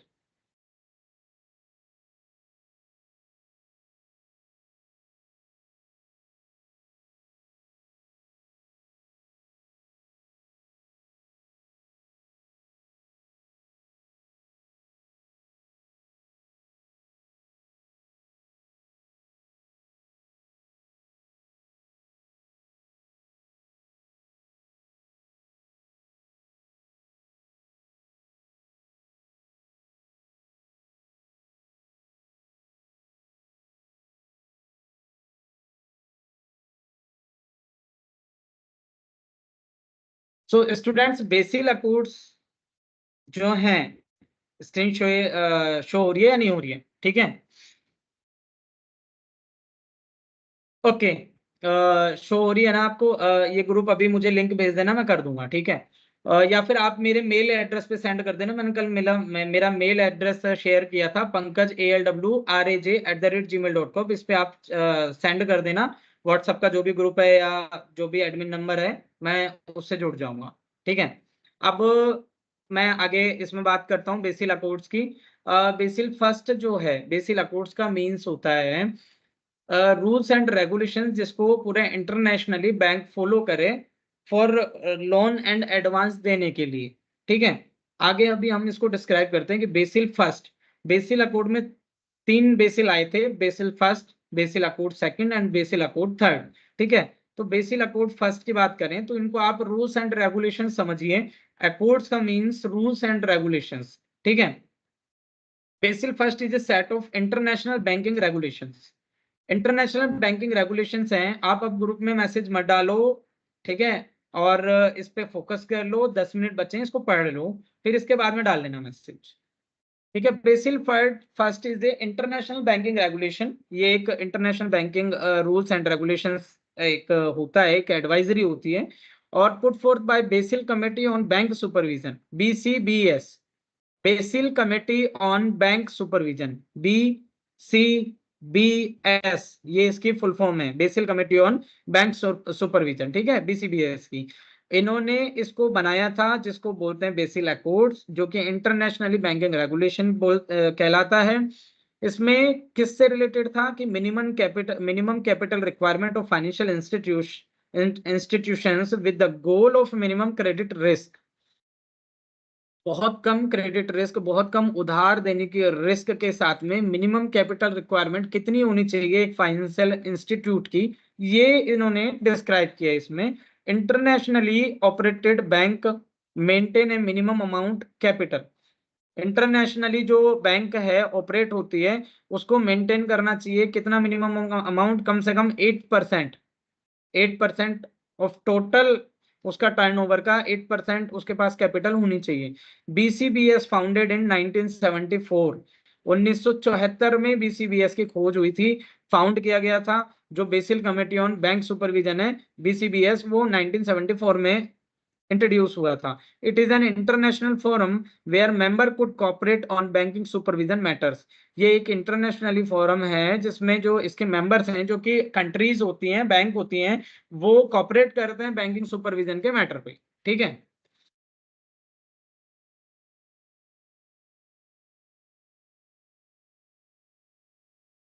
मैं कर देता हूँ।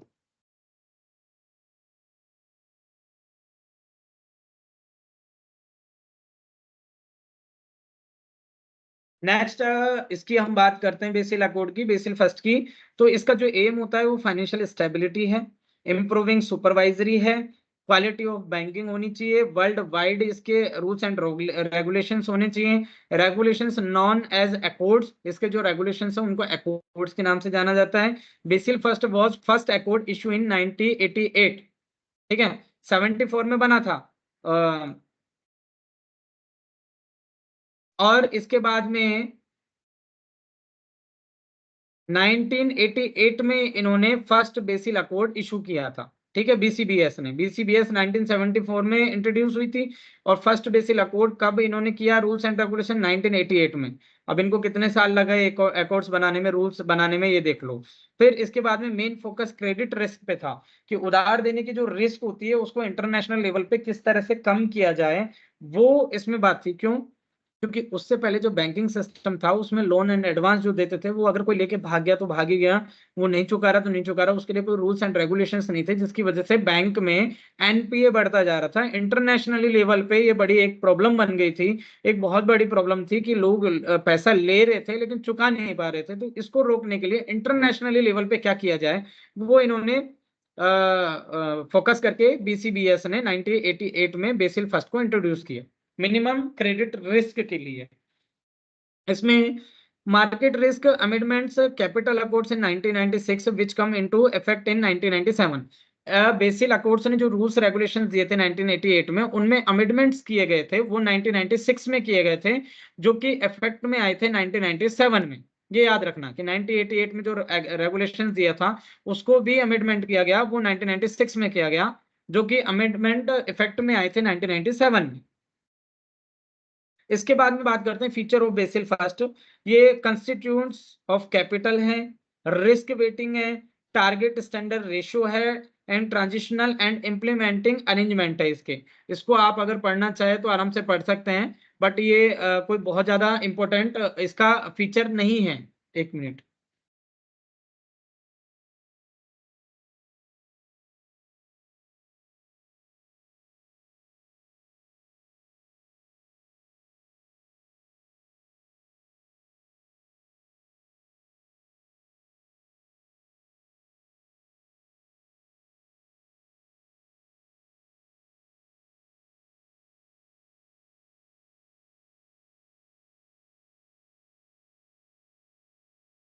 ठीक है, नेक्स्ट इसमें अगर हम बात करें,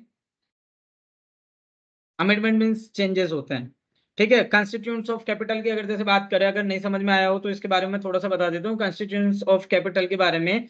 कि इन्होंने डिसाइड किया कि कैपिटल की बैंकिंग सिस्टम में लोन देने से पहले दो लेयर होनी चाहिए, जिसमें से फर्स्ट लेयर को बोलेंगे tier first, and second layer को बोलेंगे tier second, two, tier two, ठीक है। फर्स्ट जो लेयर है वो कम से कम 50% होना चाहिए टोटल कैपिटल का, जिससे कि अगर आपके लोन जो है रिटर्न वो वापस नहीं आ रहे हैं, आपकी क्रेडिट रिस्क बढ़ रही है, तो आप उसको सहन कर सको, उसको वेटेज कर सको। इसके लिए मिनिमम 50% कैपिटल आपके रिक्वायर होनी चाहिए as a tier one layer, and tier two layer में आपके पास में रनिंग कैपिटल होनी चाहिए। इस टाइप से इन्होंने कंस्टिट्यूएंट्स ऑफ कैपिटल को डिस्क्राइब किया, जो मैं आपको शेयर करूंगा पीपीटी या नोट्स जो भी शेयर करूंगा यूनिट सर से, उसमें इसकी आपको डेफिनेशन पूरी मिल जाएगी। अभी हम आगे वाले टॉपिक को क्लियर कर लेते हैं, इसमें मिल जाएंगे चारों के चारों पॉइंट में। रिस्क वेटिंग का मतलब है कि रिस्क के लिए उन्होंने क्या क्या प्रावधान किए थे, कि 88% मिनिमम कैपिटल टोटल टर्नओवर का होना चाहिए बैंक के पास में, इस टाइप से, ठीक है।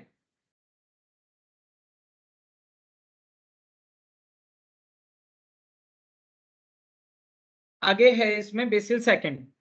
बेसिल सेकंड की बात करें तो it is the result of two two triggers, ठीक है। ये क्या उल्टा हो गया, क्या टू ट्रिगर्स है?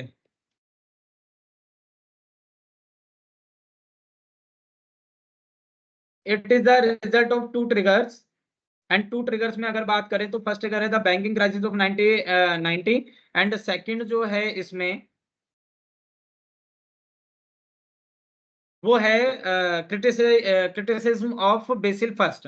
तो बेसिल 2 की जरूरत क्यों पड़ी? बेसिल 2 की जरूरत पड़ी बेसिकली इसलिए कि एक तो 1990 में यानी 1990 में बैंकिंग क्राइसिस आए, जिसमें काफी सारे बैंक डूबे थे और काफी सारे बैंक की जो क्रेडिट कंडीशन थी वो काफी डाउन हो गई थी, और they are not capable to pay the depositors money return.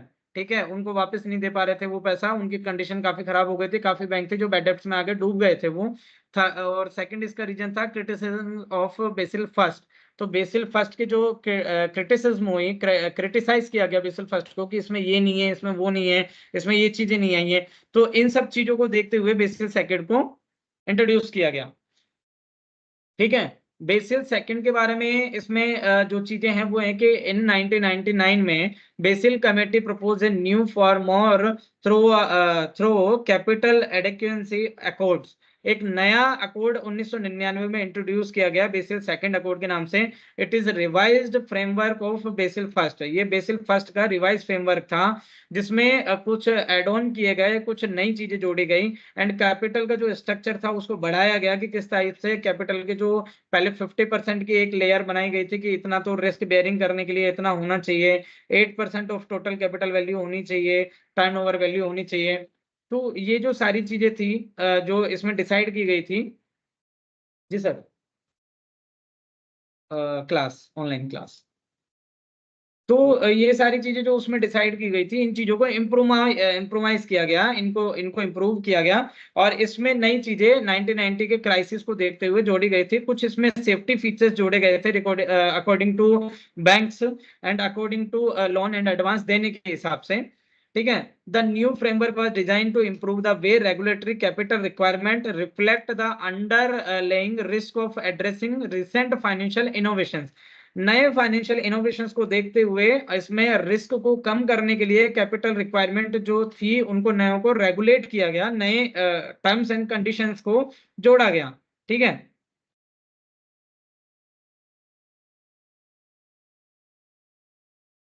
Holding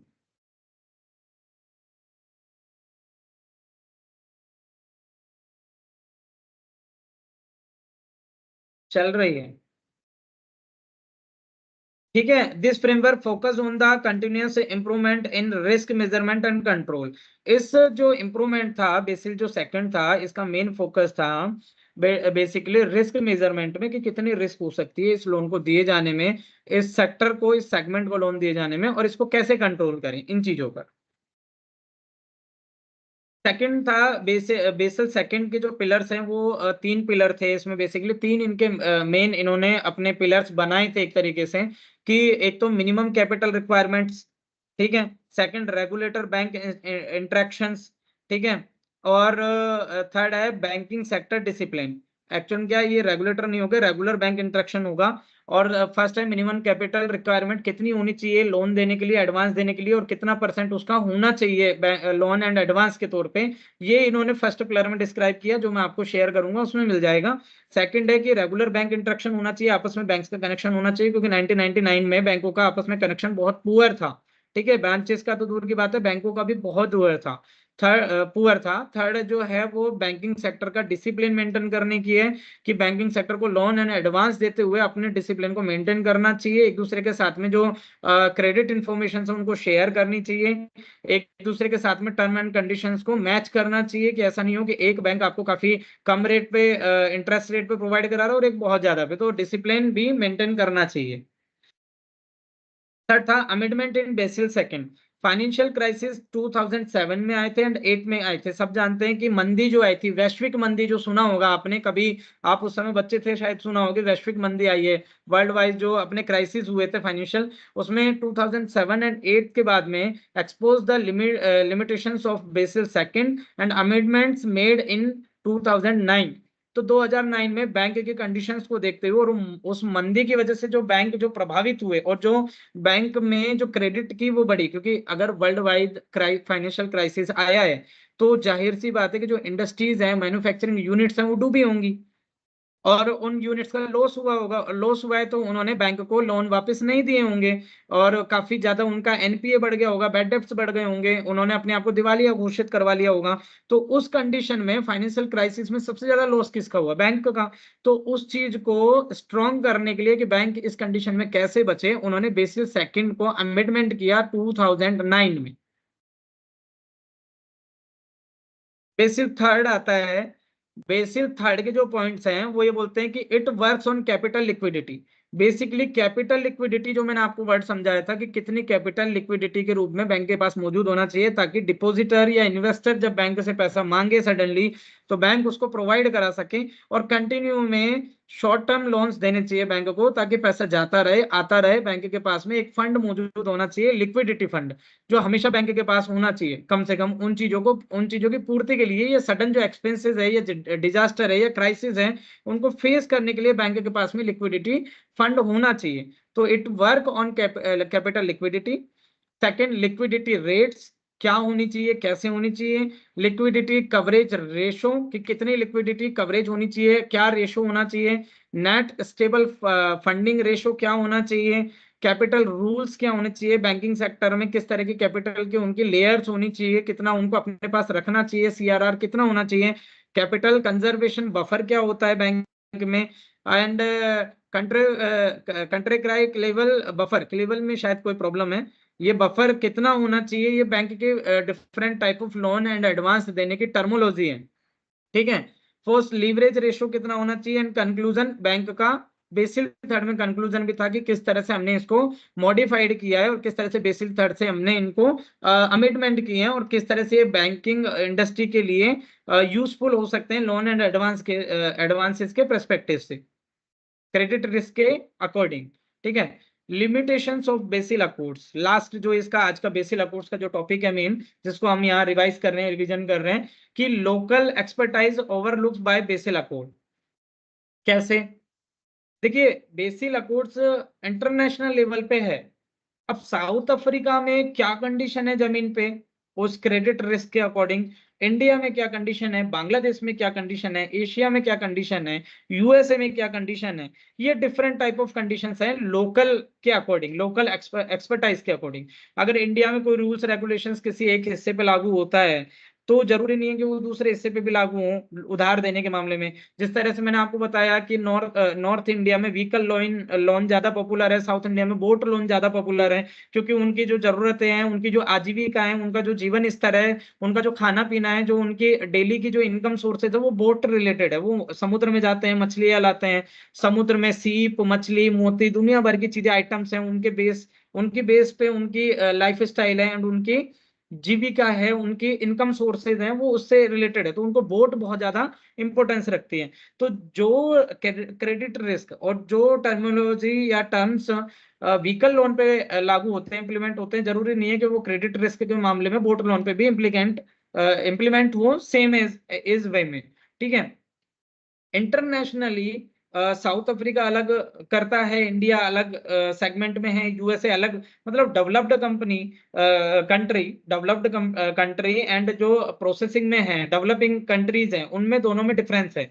दोनों की रेट्स में, दोनों के क्रेडिट रिस्क में, दोनों के क्रेडिट रिटर्न में काफी डिफरेंसेस है। तो उसके अकॉर्डिंग इसकी लिमिटेशंस थी बेसिल अकॉर्ड की कि ये सारी जगह इंप्लीमेंट नहीं हो पाता था पूरे प्रॉपर तरीके से। इसके रूल्स एंड रेगुलेशंस अधिकतर कंट्रीज के अकॉर्डिंग अलग अलग होनी चाहिए थे, जो कि नहीं था। Second, national competencies ignored. तो सबकी अप्राकृतिक प्राकृतिक रूप से जो कॉम्पिटेंसीज थी, जैसे स्विट्जरलैंड है, मान लो रशियन है, मैं आप रशिया की बात करूं तो रशिया में मान लीजिए आप पूरे साल के 12 महीनों में से 10 महीने या 11 महीने पूरे वहाँ एकदम चिल्ड वेदर रहता है, वहाँ पे बहुत ज्यादा ठंड रहती है, बर्फ रहती है, और फ्रीज हो जाते हैं बहुत सारे उनके अपने सिटी, बहुत सारे फ्रीज हो जाते हैं 6 महीने के लिए।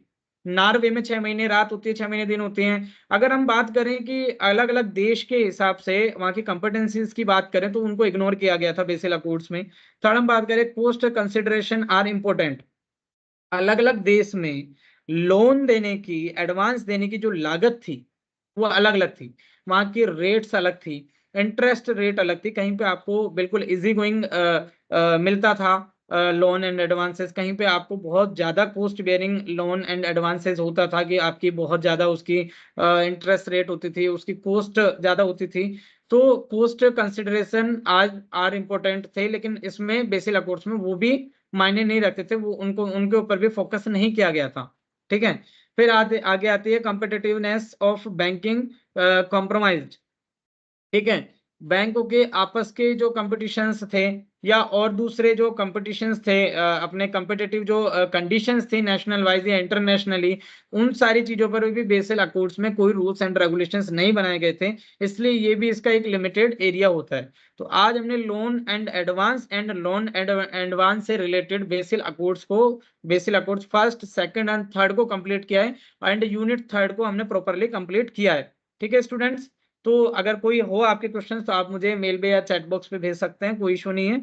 और आज की यूनिट कंप्लीट हो चुकी है, और जो यूनिट थर्ड से रिलेटेड कुछ पीडीएफ या है या कोई स्टडी मटेरियल टाइप में कुछ भी है, नॉर्मली मैं आपको स्कैन करके और ग्रुप में सेंड कर दूंगा। Okay, thanks.